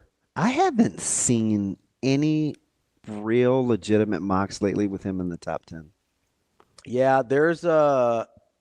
Well, so it depends. If you have one, it depends on what you consider legitimate. Kuiper's last one, and I know you're not a Mel Kiper guy, but he is one of the biggest names in the space. He's got 3 quarterbacks in the top 10, and it's in the top 9 actually. It's Shedeur, it's Cam, Shedeur, and then Dart at 9. Yeah, Dart's the mover. He's darting up draft boards, if you will. What did Severe say the other day? He said, and it was his delivery that made it funny. He goes, I don't think he's very smart. He might not be very smart. Just like, how do you know? But yeah, I don't even know how we got on that conversation of the quarterback. Yeah, I don't either. But he did make a good point in that. Coming from baseball, and do we trust Jacob deGrom? No, I don't even know. Oh, we were talking about then we got into actresses and singers. Sierra. Wow, just land the Boeing, would you? No, it's all right. No, that's the Jets. They've got Justin Fields named their starter. He got paid, though. That's a good deal for him. Yeah, was it 2 years, 20? Yeah, 5. Or 2 years. And he got the guaranteed scratch, too. Yeah. Listen, I'm not out on Justin Fields. I'm not either. I think there's a version of Justin Fields that works. And if you're willing to do it, it kind of, and I know this is blasphemy now considering what Lamar's become, but I think there were similar conversations about Lamar coming out where you're going to kind of have to build your system around that guy rather than try and fit that guy into your system. That's the best thing the Ravens probably have ever done is be like, hey, we've got just commit to the style. Yeah, commit stylistically. They brought in Greg Roman, who was really good with Kaepernick, and sort of as a Niner and Harbaugh. Yeah, and committed to this is our guy. We're going to go all in on this guy's skill set. You see it with basketball teams a lot too, right? Where they bring in a guy and it's like, hey, that guy's only good if you let him be him, right? You can't. This is not a plug and play guy. This is not a hey, he'll fit in our system guy. This is a let this guy cook. Those are guys that Creighton doesn't usually recruit, right? Because they want them to kind of fit a certain mold. Does their portal surprise you? Not right now, although I did want to talk about Nebraska and Creighton and kind of the juxtaposed position philosophically how to approach the portal, because you and I think it was in the group chat, we were having this conversation about what to do if you're Creighton. the Dix? Yeah, about Josh Dix, right? Yeah. Because that was us. I do think it's super interesting. Very stark contrast from Matty D and young Jakob. Yeah. Yeah, in terms of how they felt about him. I was on Jacob's side though. Yeah, a little more dynamic than he gets credit for. Dix? Yeah, yeah, and he's incredibly efficient. Yeah, no, not as because he's going to cost a ton, and sure. I think that's why it's KU, Creighton, and Kentucky. Yeah, but if I don't know anything. Well, he spent 2 days in Lawrence. If I had to guess, it's either KU or Creighton. And I think Creighton went to go see him. I think Kentucky's too far away. I agree with Mom. Yeah. Yeah. I think it's KU or Creighton. Yeah. Although Kentucky can write the biggest check probably. Yes. And that money can go a long way with what his personal life. 100%. And I don't think the offers are going to be so different that that's the deciding factor, but I don't know. Like I think KU and Creighton will both make competitive offers compared to whatever Kentucky's offering. And you're happy with Freeman? I think it's great. I think he's a great fit. I know. Hands should be good to go. I think some Iowa fans are kind of poop-on him on the way out. Sour grapes. Yeah, and I don't. Yeah, I'm not worried about it. Also, Mac's pretty good at that. Yeah. I've questioned some of the decisions. You trust that guy? Yeah, I mean, I do too. I've I've questioned some of the decision making on personality types before, and it's always been okay. So he's got a knack. He's got a very good sense. You could make the case. Yeah. He's the best, certainly one of the best in the country with portal editions. Oh, 100%. I mean, in the country. We could go through the list, and we don't have to, but I love the Owen Freeman edition. But I do want to get into this conversation when we come back about getting roster fit needs versus best available, because that's where Josh Dix came up in my mind with Creighton. Don't know if positionally he's a huge need, but he definitely is the best guy available to them right now. Yeah. That's DBM, Ravi, Lulla, more Hurrdat Sports Live coming up next. Welcome back, Hurrdat Sports Live. That's DBM, Ravi, Lulla here at Hurrdat Sports Bar and Grill. Don't forget, Menu Madness continues here at Hurrdat Sports Bar and Grill. Come check out some of the most popular food items on the menu. Vote. Get a chance to win some prizes, get discounts off of great food as well. Come on in to Hurrdat Sports Bar and Grill. Check that out. We were talking about roster construction with Creighton and Nebraska. Little news from Joe Tipton as well. Nick Graves from Charlotte is visiting Creighton today and tomorrow. He is a point guard, 6'3", which I like. You know, I like a little bit bigger guard, and averaged almost 18 points a game last year. So that would be a big get for Creighton. But we were talking about Josh Dix earlier, and it kind of brought up, you know, because if you're, as you said, Josh Dix is going to be expensive. He's one of the most attractive portal options in the country.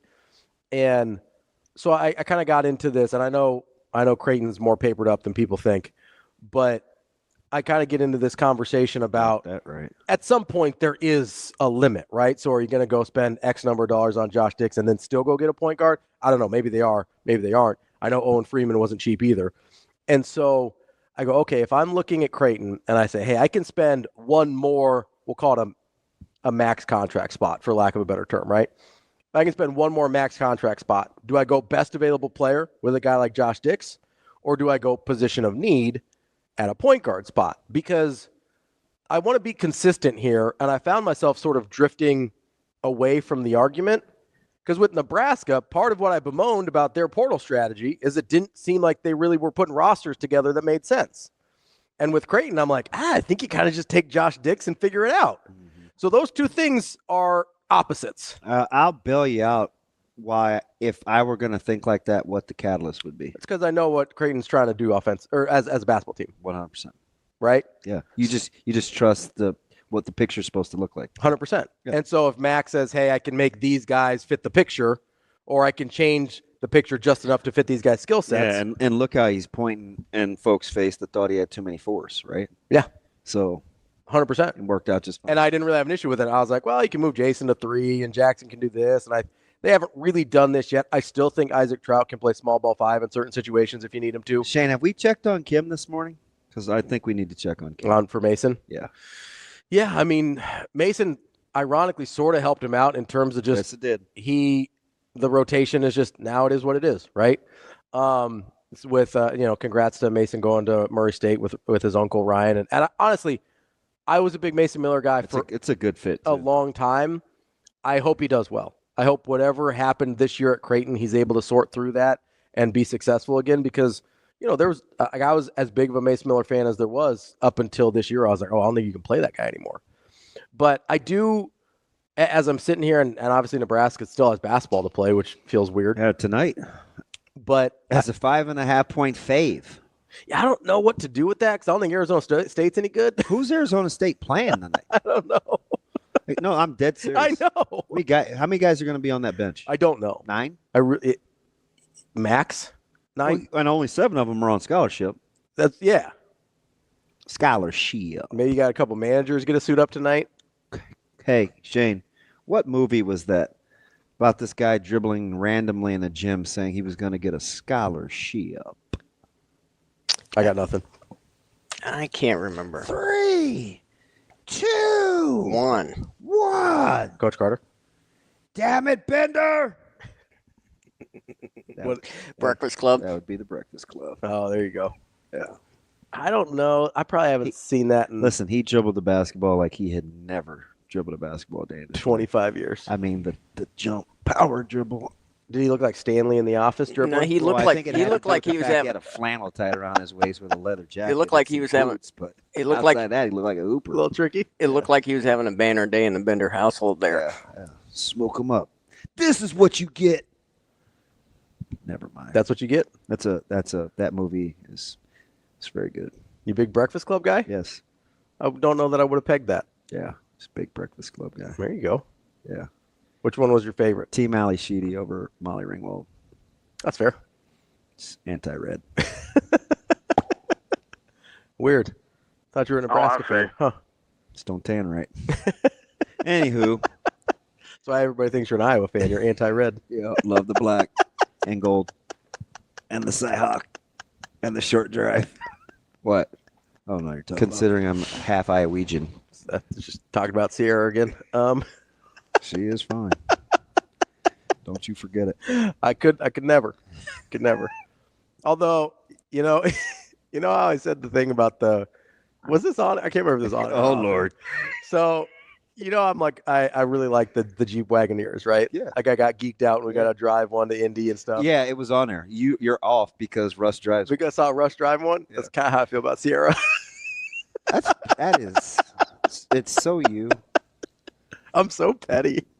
I mean, I'm glad you listen. I'm aware. The more you know. I'm aware that people don't think I'm very self-aware. I got some self-awareness about my ridiculousness. You should be thanking your lucky stars. I'm not near as immature as I'm capable of being. Why? Because how we're talking about quarterbacks and stuff like this. Do you know, as if Jalen Milroe wasn't bad enough? Okay. This is as bad as it gets. Okay, I'm listening. So, Barnwell tweeted out earlier how the Steelers could be in play for, drum roll please, the worst quarterback in the AFC. The worst quarterback in the AFC is, well, it's not Jameis anymore. He's in the NFC and he's signed. The worst quarterback in the AFC. Who are we talking about? Anthony Richardson. Oh, God. You talk about questioning my fanhood. I'm sorry.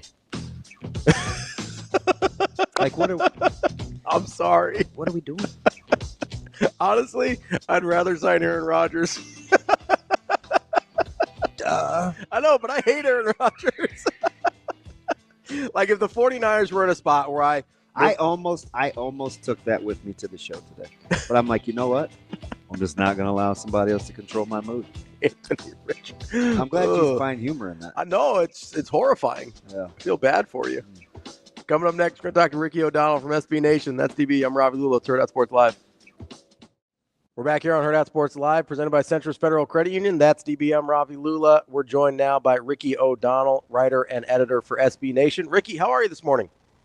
Good. Thanks for having me. Ricky, I started out with a hot take this morning. I kind of don't know where you're at with it. I said, in my opinion, Auburn is the most explosive, the most capable of maybe blowing an opponent's doors off. Florida has the most versatility. Duke is the most complete. But Houston understands and embraces their identity the best. Fair, foul, somewhere in the middle, too simplistic.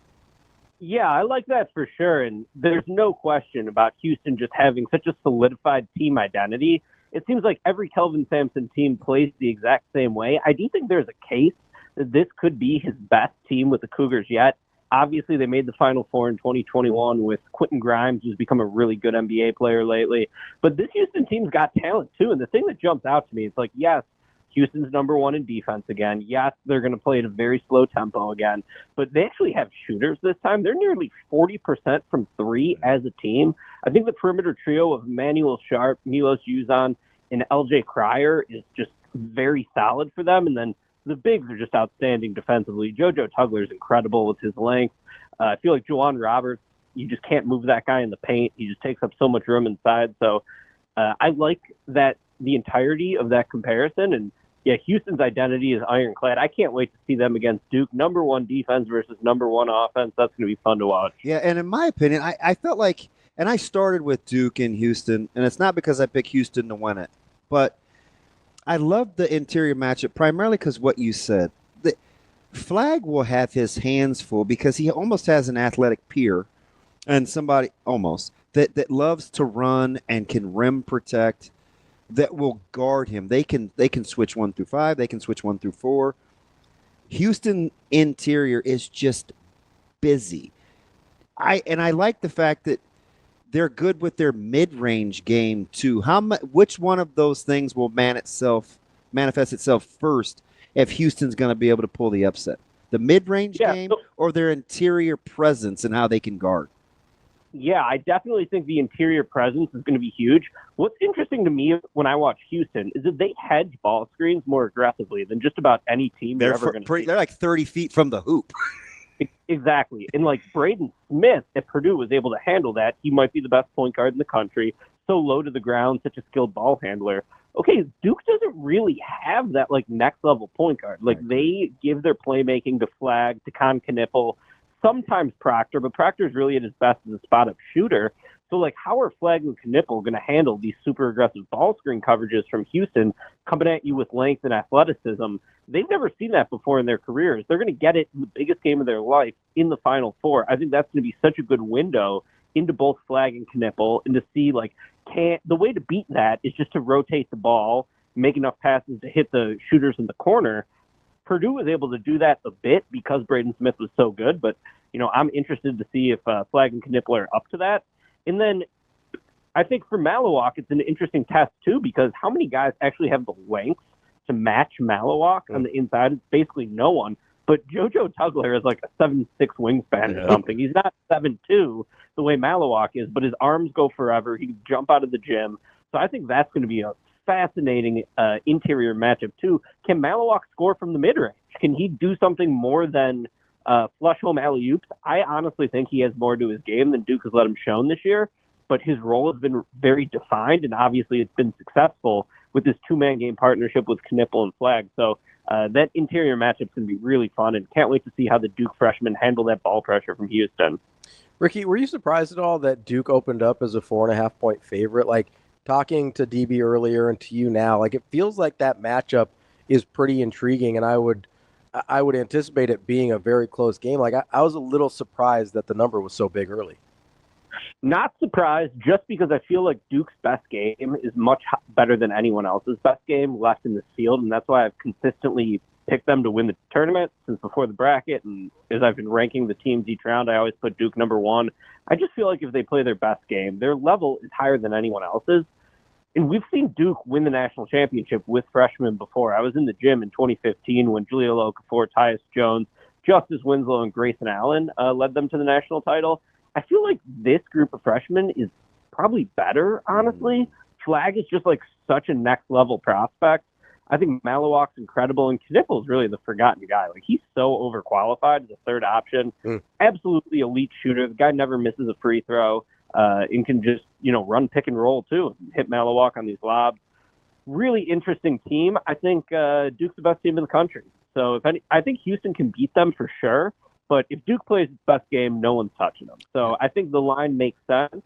Now the question is, can Houston drag them into the mud, make this an ugly game, and, prevent Duke from getting to that highest level? Two things in that. Knippel's footwork is incredible, how he cheats and beats angles. He's a crafty ball handler, and he always makes like those winning plays. I agree with you. I probably would have leaned more towards Sion James as the underrated, unheralded guy, because Knippel does get some run, but I agree, especially as like not an elite level ball handler. He finds this weird way, Knippel does, to take pressure off of not having an elite level point guard. Yeah, he's so beefy, right? He's like 6'7", 220, 225. He's a big guy, yeah. I would say he's not exactly an elite run and jump athlete by any stretch, but it's still hard to get around him. Yeah, he's crafty. So he's crafty, like you said. Yeah, he's got pretty good ball handling ability for a 6'7", 18-year-old or whatever he is. And man, to have Sion James and Proctor as your fourth and fifth options, like, that's how you know your team's loaded, because those guys are being starting roll. For most teams, and at Duke, they're the fourth and fifth guys, and they got good guys coming off the bench. So, yeah, really like Knippel. To me, he's a lottery pick in the NBA, obviously. And Malawak, I would take as high as 3, I think, in the NBA. He's really enticing long-term to me, at least. I love Malawak. So we'll see what Duke could do, but they definitely got the horses, that's for sure. I was trying to make the case this morning for as much love, and, Ricky, this is a guy that was loving Florida in January, especially after they beat Carolina, and they weren't even healthy yet. I'll make the case. Are you buying it that for what people think they are, as versatile as they are, as flexible as they are, that of the four, they've played the worst basketball in the total number of minutes they played relative to what they're capable of. Are you buying that discussion? Yeah, I'm buying that because coming out of the SEC tournament, it's like, wow, no one's going to touch this team. Like, they just looked unstoppable in the SEC tournament.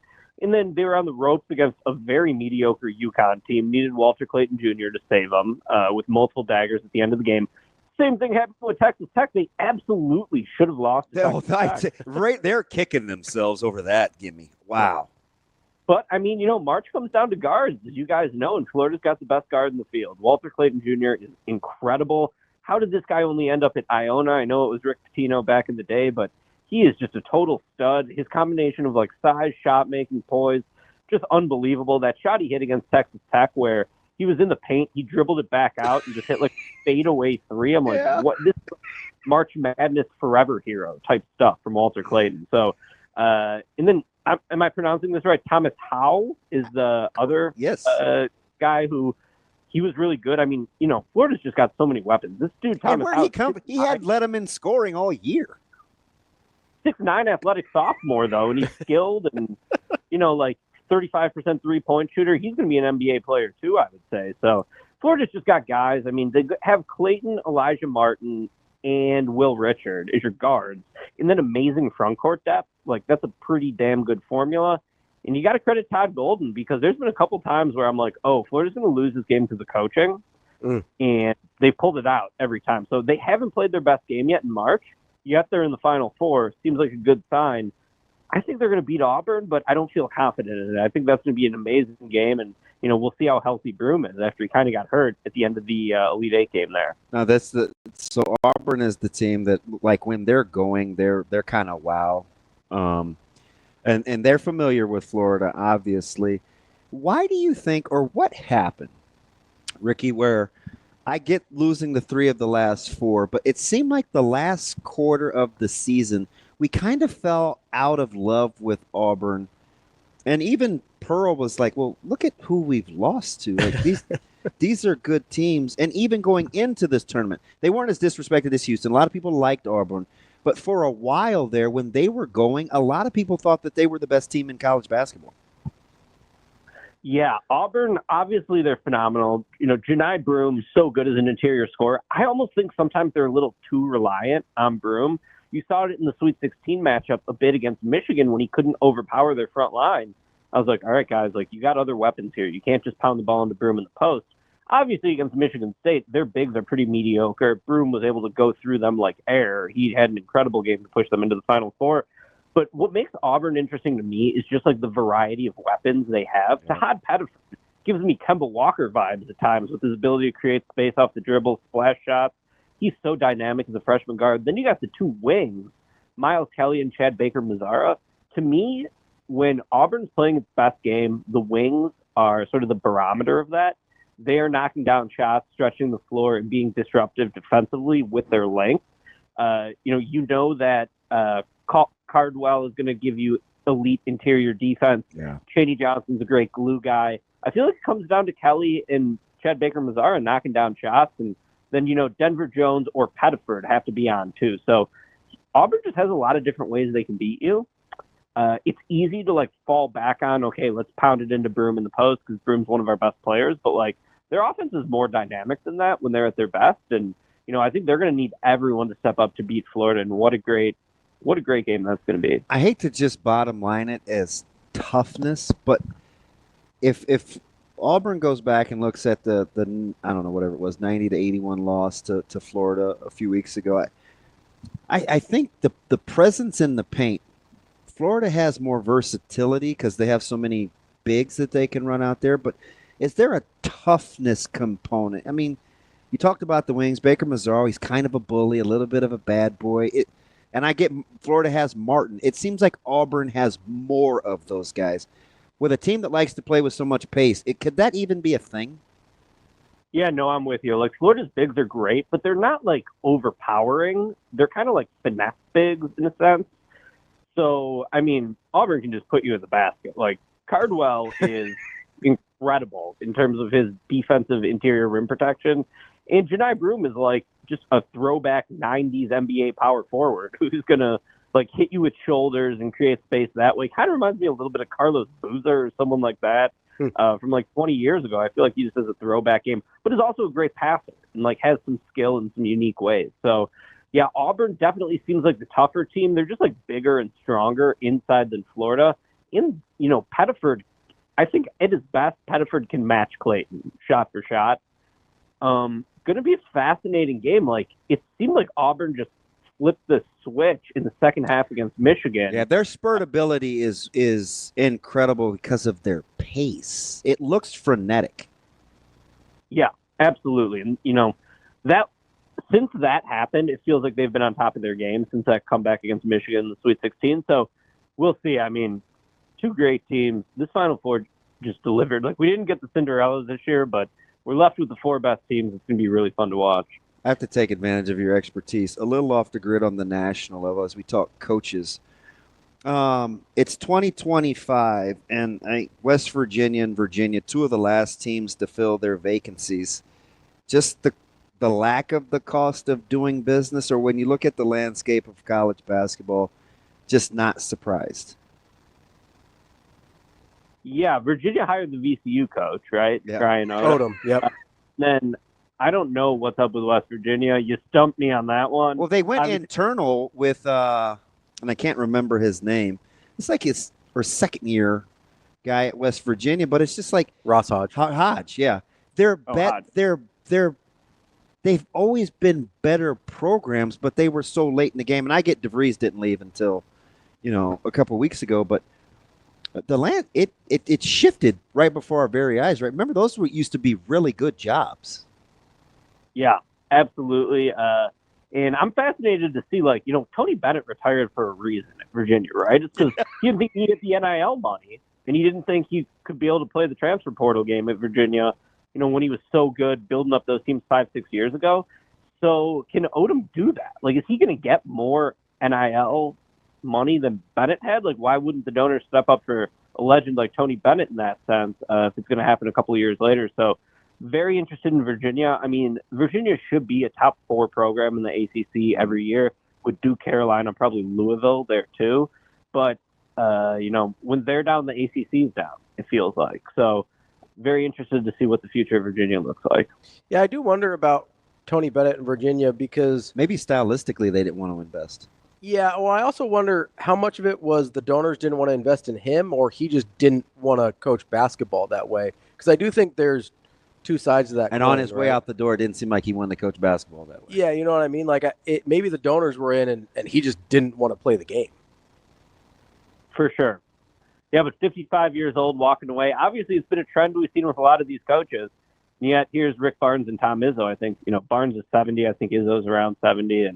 And both those guys still, grinding away in the Elite Eight. It is a tough time to be a coach in college, but, the money's pretty good, so we're not going to complain too much more.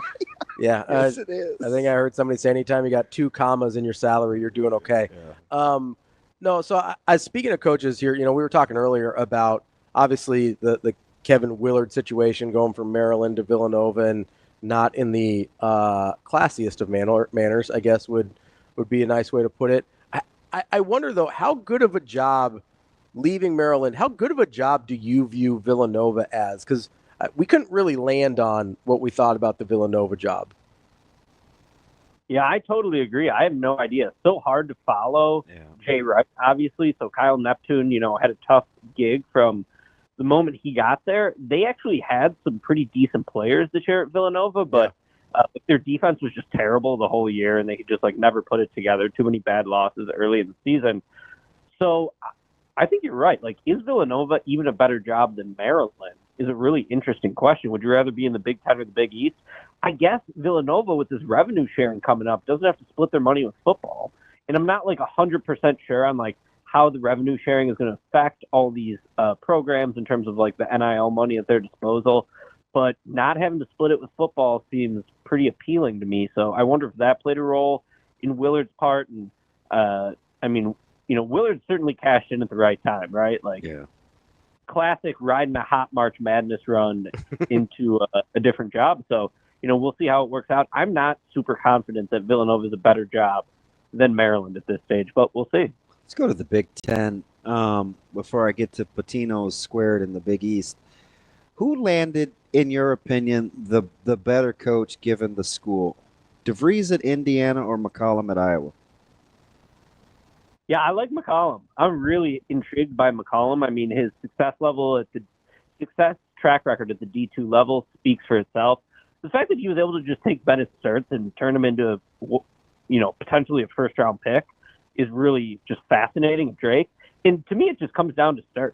Like, Sturts is so good. He's going to be one of the best returning guards in college hoops next year. Mm-hmm. But honestly, he should get looks at the NBA. Like, especially if the NIL money is keeping a lot of the other veterans in college hoops. Somebody like Sturts, late first, early second round pick, I think he deserves consideration at that level. If he comes back to Iowa, I like McCollum and Sturts better than anything DeVries can do in Indiana. I got to see him play 39, 40 minutes in the Big Ten, though. His elite level stamina for what he did at Drake was, they talk about two-way guys in football. He was incredible. He played 98.8% of the available minutes this year. Bennett Sturts, for Drake, that's crazy. He never came off the floor the entire season. But I'm totally sold on Sturts. I don't know. Like, he doesn't look like he's 6'4" out there, but he's, like, pretty athletic, too. I hate to say sneaky athletic. But he had more dunks. He had more dunks than Dylan Harper this year. He was just the number 2 pick in the draft. So, yeah, I'm a believer in Sturts. I think McCollum just knows how to push the right buttons.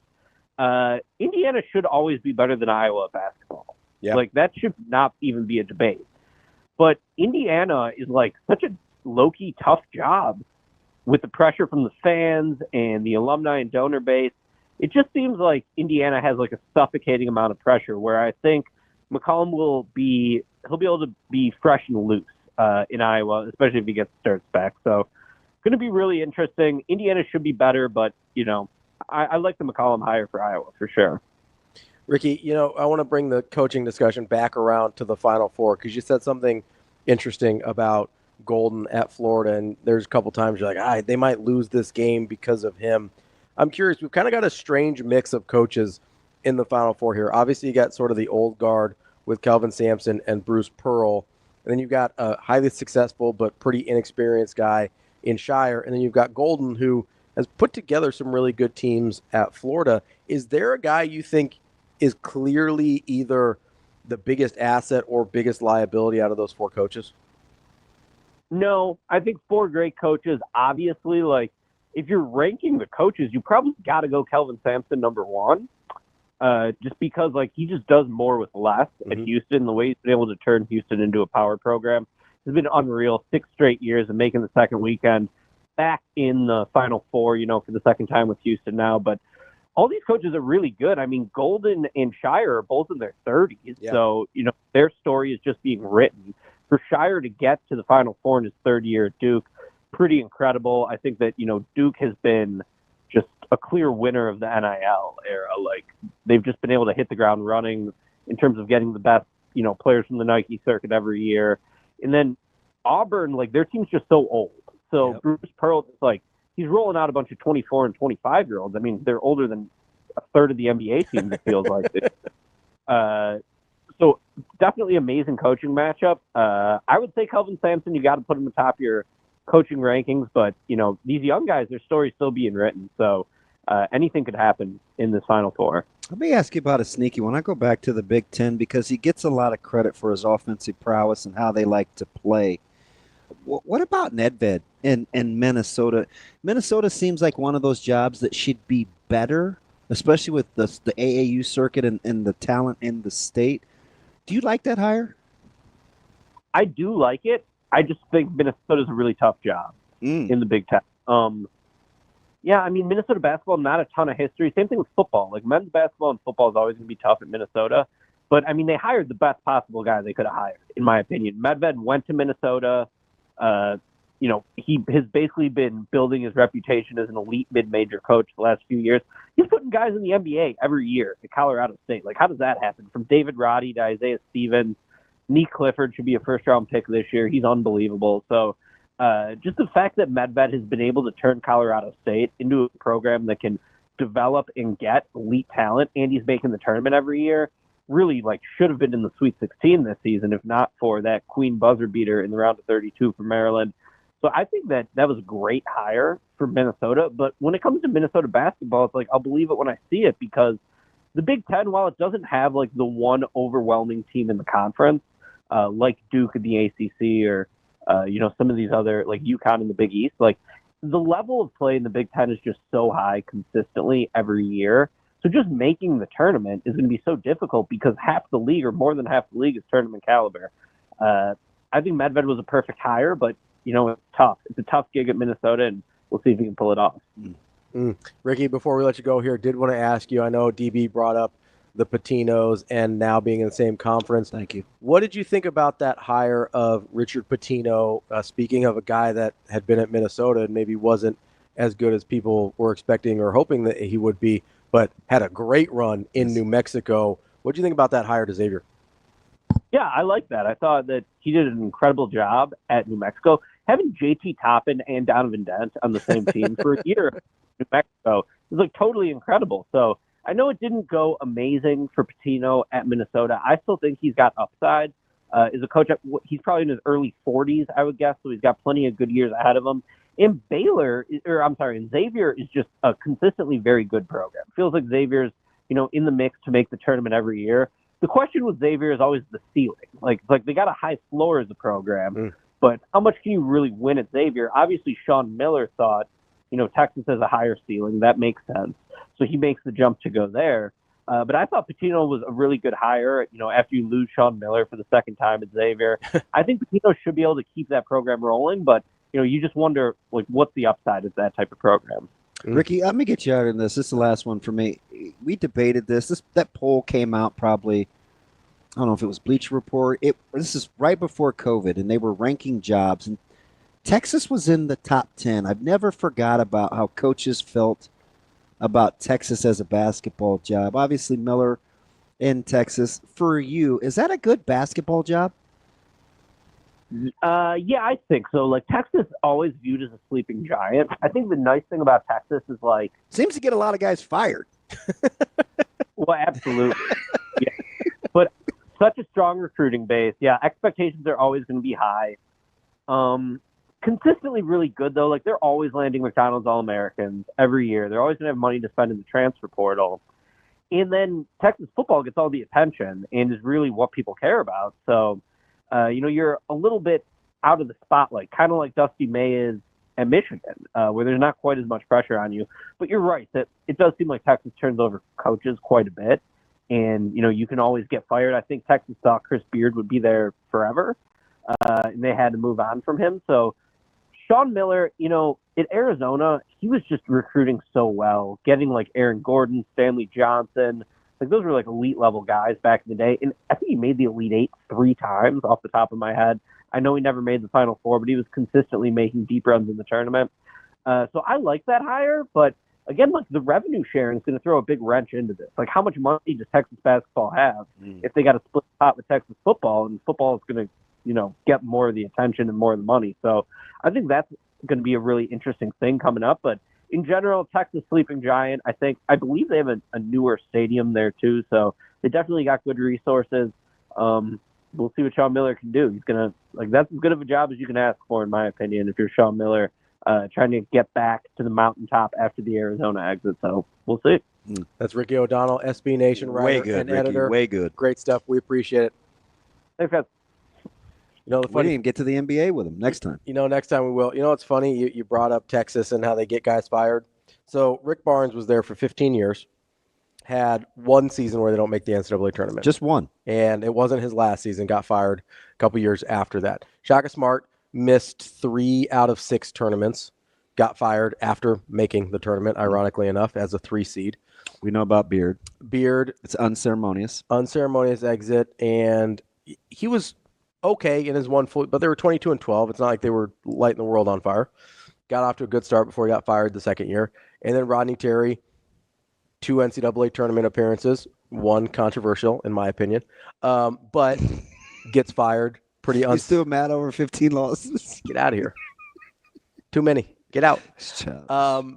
gets unceremoniously fired at Texas as well. So it's kind of funny because Texas seems like this toxic combination of apathy and expectations. Because he's right. They do care so much more about football than they do about basketball. I just don't see how Pierce thought think that's a top 10 job. I don't either. Because I also don't think, yes, there's all the money in the world at Texas. Most of that's not coming to you. You're not getting those checks. You're not getting Texas football money. Well, I think pre-revenue sharing. Yeah. I don't know about that. I think they could get what they want. Sure. Now, we'll see how they can enforce it. Yeah. Plenty of Skrilla, though. Don't kid Here's yourself. my question. If it comes down to a quarterback or a point guard, who's getting that money? Quarterback. Yeah. 100% of the time. Yeah. I think Michigan's a bad example of that comparison because I think Michigan cares more about basketball than Texas does. I think. I just put Ohio State ahead of Texas, and Ohio State's had more recent success. It's been a better program the last 25 years. Yeah, they've eaten coaches less also. A little bit less. That's DB. I'm Ravi Lulla. More Hurrdat Sports Live coming up next. We're back here on Hurrdat Sports Live. That's DB. I'm Ravi Lulla here at Hurrdat Sports Bar and Grill. Had a little news come down during our interview there with Ricky O'Donnell from SB Nation. Apparently Stanford has found a football coach, at least for this year. Yeah. Frank Reich will be the one-year interim coach agreed upon by both sides to take over Stanford football. I kind of like the idea of, hey, it's probably pretty late in the game here to find a permanent head coach. Let's go find a guy that can help us out for this year and go from there. But Stanford's a weird football job. I don't know what to do there. I think Reich will lend itself to instant credibility too. Yes. And I wonder about what is Luck's nickname? Captain, is it Comeback? What's Luck? Luck has a nickname. I don't know. We'll look it up. But anyway, they appear to be pretty stable with his leadership. You know what I mean? Yeah. He comes across as somebody that knows what he's doing. He also lends credibility. Yeah. Right? He's another guy. And I think Reich does as well. Yeah, I agree. It's not like he doesn't know how to run a program. Yeah, I think they're like, hey, we're serious about being at least competitive this year. I don't know. Yeah. I don't know how good they're going to be. It's interesting because I know institutionally they have some challenges, right? Yeah. There's a lot of other places that have those challenges as well. That's a place, and I think I brought this up before with them. That's a place where Jeff Monken makes a lot of sense. Really? Yes. You want to do something different stylistically? I want somebody who is incredibly capable under less than ideal circumstances recruiting. Yeah. And he does have to deal with it's as hard to get into the time commitment academically. He doesn't have probably more. He doesn't have his guys for very long. Probably more, right? Because whatever, the armed forces academies in the U.S. I know we always talk about Stanford and Ivy Leagues and Notre Dame's. I believe I have this correct that the armed force academies in the United States are the hardest schools in the country to get into. I believe that's accurate. They're at least on par with the elite of the elite Ivy schools. I can't speak to it like I'd like. I had looked this up at one point, and I'm trying to remember. It's been a few years, but I believe that's accurate. If it's not accurate, they're amongst the most difficult schools to get into in the country, on par with Ivy League schools. And so you're dealing with that in terms of an academic restriction. You're also you have to get a letter from a senator to even apply to one of those schools, right? They're not playing around. And so you've got that, you've got the academic rigor, and then you've also got the physical rigor of actually doing all of your military stuff. That's above and beyond even what you get at Stanford or Notre Dame or any of these other places that we consider really hard jobs academically. So how do you think Stanford's alumni base is rolling? No, they make a lot of money. Are they giving back? Well, so they are to the school in general because they have one of the largest endowments in the country. So they are a lot of successful people. Right? That helps. But it certainly does, right? But I don't know how motivated they are to give to athletics. I know they are for Olympic sports. They love their Olympic sports. They take a lot of pride in that. So I know it's there, and I know there's enough care about athletics to give in some senses. But you have to find – I think that's part of the reason Andrew Luck is the face of that franchise, if you will, because that's a guy I think we can say that now in college. I think so. Soon it will go to that. Right? Maybe not. Andrew Luck is a guy that they appreciate both athletically and academically. And I think that's a really good place for the football program to place its trust, because he, if anybody can rally donors in a way to the football program that it doesn't seem like they've had the ability to do recently. And for whatever jokes we make about the way he talks and kind of the way he comes off sometimes, I do think he really resonates with that group of people in a way that maybe we don't understand or don't appreciate. But Stanford's a weird job. And part of it's because I'm a Monken homer. Love Jeff Monkins. He should hire you. I should be his agent or his PR guy, if nothing else. Just shout it from the rooftops. I just appreciate every job that comes open, darn near you'll talk about Monken. Any hard job, that does for sure. Like any job that I think has challenges, because whatever job he takes is going to be easier than the job he has now, and he's killing it. Yeah. You know what I mean? Like, he's killing it in a place that is one of the 3 or 4 hardest places in the country to coach. Yeah, I don't know about that. I genuinely believe that. I don't know how much harder places there are to coach than the service academies. How old is he? 55 maybe? Monken, we'll look it up. 55, 56? He's been around for a long time, but I think he's younger than I remember, or than I typically get. 57, so he's getting up there. That's not bad. No. But I mean, he's not. You want some experience navigating some, this is a terrible term, but choppy waters. Yeah. Right? Yeah. Well, I'd be a Naval Academy guy. Because I think. That's a joke there. No, I get it. Because the Navy is ships. Yeah. There you go. I appreciate you explaining that to me, because what was happening is I was having a hard time kind of bridging the connection. Thank you. I'm helpful that way. Yeah. Is that what you call it? Fudge. GT out of here. Out of here. I don't know, man. Maybe I give him too much credit. I don't know. But I do think it's one of the hardest jobs. I didn't realize Taylor only had 6 wins. Yeah. You can't have I just remember watching them in Colorado. And a couple of guys have been getting drafted. Yeah. Just been receivers, which is kind of weird. And they've got the D end in the portal now. That was, I think, highly regarded. I can't remember his name off the top of my head. But isn't that the game? Isn't that a 28-point lead Colorado blew last year? Was Stanford? We went out there and camped at Stanford. Yeah. They were like, Chick. I was like, oh shoot, that's too far. Yeah. It's like, oh, but it's beautiful. I was like, it's too far. It's a long way out there. And after about 3 weeks, he was like, yeah, I don't think I can play in front of 10,000. Fair. Well, that's what he said. No, I get it. That matters, right? If you're a high level football player, that matter, or basketball player for that matter. Like, there's a reason Creighton leans into that stuff so much. Yeah. Nebraska does too. Like, it's cooler to play in front of 17,000, 18,000 people every night. It just is. Speaking of playing in front of small numbers like Quincy University, did you know that Cade Warner is now an offensive coordinator? No, I didn't. Yeah. Does it seem like he's that old? I wouldn't have thought so. What is he, like 25? Well, he's going to Quincy in Illinois. He can't be that old. He's 26. Yeah, so, he's young. Quincy? Like Jones, RIP? All right, then, Cade. More of a Rashida fan, but. Yeah, it's fair.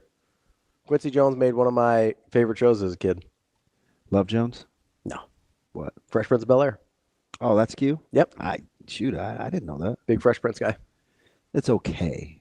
I liked Will Smith a lot growing up. Who was your Viv? Which Vivian did you like? I like the OG. Yeah. I can't remember. Is that light skin or brown skin? She was the darker one. Yeah. You said brown skin. What's the difference? I can say light skin, but not dark skin. What's the difference? Sure. What are we doing here? I don't know. That kind of gave me the ick. I saw that. You were repulsed. Sure. I was talking about. So this is a funny story, actually. Oh God. So how I was inappropriate about race by Ravi Lulla. I wasn't. Well, yeah, it kind of was me. Anyway, so my dad brings Indian food home from Temple a lot, right? And my wife really likes Indian food. I don't like going out for Indian food that much, so he'll bring her some Indian food from the Temple. And so he drops some off at the house the other day, and she like was super excited about it, so she like takes a big old bite and then like immediately regrets it. It is like she loves spicy food, but this is like burning a hole in her soul. And I shouldn't laugh. It's just how you said it. And she texts my parents. She goes, "What? Like who? What happened? What's wrong with this? Like what happened here?" And he goes, "Oh yeah, the South Indians made it." And like South Indian food, if you're not aware. So my favorite place was, I can't remember. It was something mountain, and it was right on 108th and Q. And this is back when I lived way northwest off 145th and State Street. Yeah, I would drive all the way over here, and you know what it was? My little friend, Nitty Gambier, rest R.I.P. He said this is the best Indian in the city, and I said why? He said it was from the South region, and you like spice.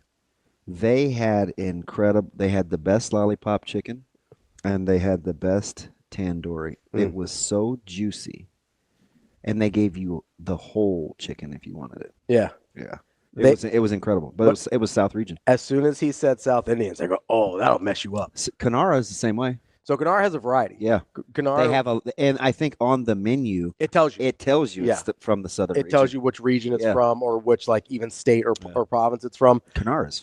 But as soon as my parents said South Indian, I was like, "Oh, you messed up." I was like, "You made it," and then I was like, I made a joke because people in the south of India are quite a bit darker than the people in the central and northern regions of India. That's what made me think of that.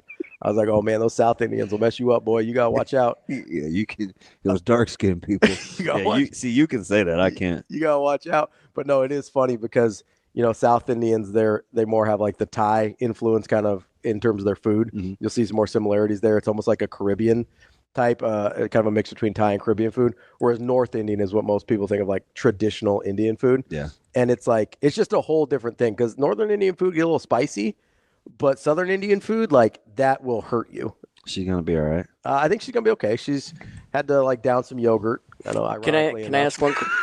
Can I ask one question about that? Alanis Morissette. What's up? What now? I just want to know what's a traditional dish? So like butter chicken or like chicken tikka masala. Okay. Or just so as a frame of reference. That's the baseline for if you're good, right? Yeah, that'd be for sure. If you can't make like a butter chicken or a chicken tikka or there's another. I actually think a sneaky barometer should be the naan.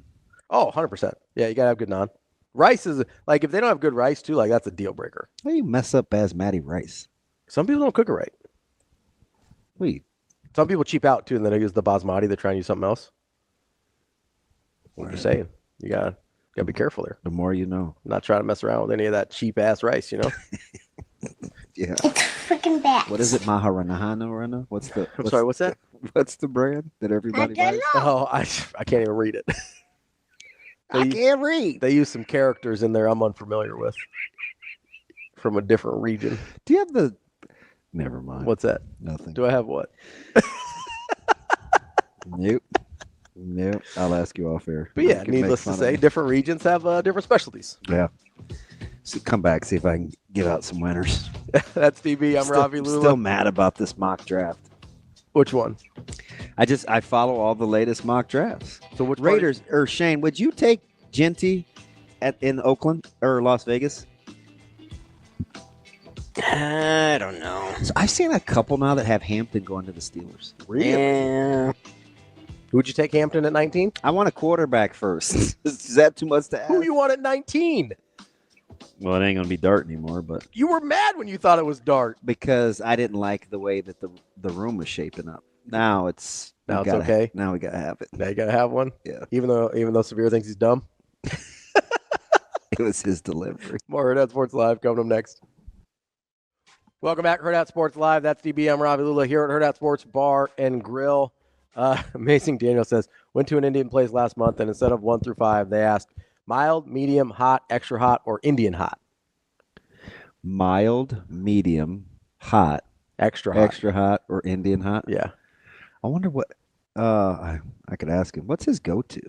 Oh, for like meal wise. Yeah. So what's the equivalent of if you can't get blank right in America? So my gut was gonna say chicken tenders. I'm probably going to agree. Like it's a little basic. What about a burger? Like if you can't do that's a good burger? One. Yeah, that's a good one. Like It depends on the restaurant, like what the thing would be, right? But if you're just talking general American food, so you would say, how can you screw up chicken tenders? Butter chicken. Yeah, butter chicken or chicken tikka masala. I actually think tandoori chicken is hard because it has to stay juicy. It is hard, but that's like you have to be able to do it right. You know, like if you're going to have an Indian restaurant, you have to be able to do it right. But on the spice level, it's kind of funny. So a lot of times when Natasha and I go out to an Indian place, which is not that often because I'm usually not in the mood for it, but she'll order. That's a shocker. She'll order my food and I'll order hers, so she gets the spice level she wants. Because I don't really like it that spicy. I like it kind of mild. I do, and I have a lot of ingredients still. Yeah, from when you sent me to the grocery store. It's when you call me from the grocery store. Hey, I did. Hey, would you have any of this? No, and it's right by my buddy's nutrition shop. I don't cook. It's right next door. Yeah, that was the worst bit of information ever. I was like, that phone a friend. I should have. If that was the game show, I'd have hung up. I'd be like, hold on, I'll ask my dad. And then my dad took like 12 hours to text me back. How do you not know? I don't cook. Clearly, I don't cook. But no, yeah. So we reversed the order so that she gets the Indian hot and I get the white people hot. I'm intimidated by. I told you I'm doing a leg of lamb. Yeah. But I'm pot committed to smoking it. Lamb's pretty good. Like if I've looked up probably 20 TikTok recipes. So here's the thing I will say about like South Indian food versus like Central and Northern Indian food. If you want meat, you're probably better off at a South Indian place. That was the whole difference and why we picked I can't remember what it was. It was something mountain.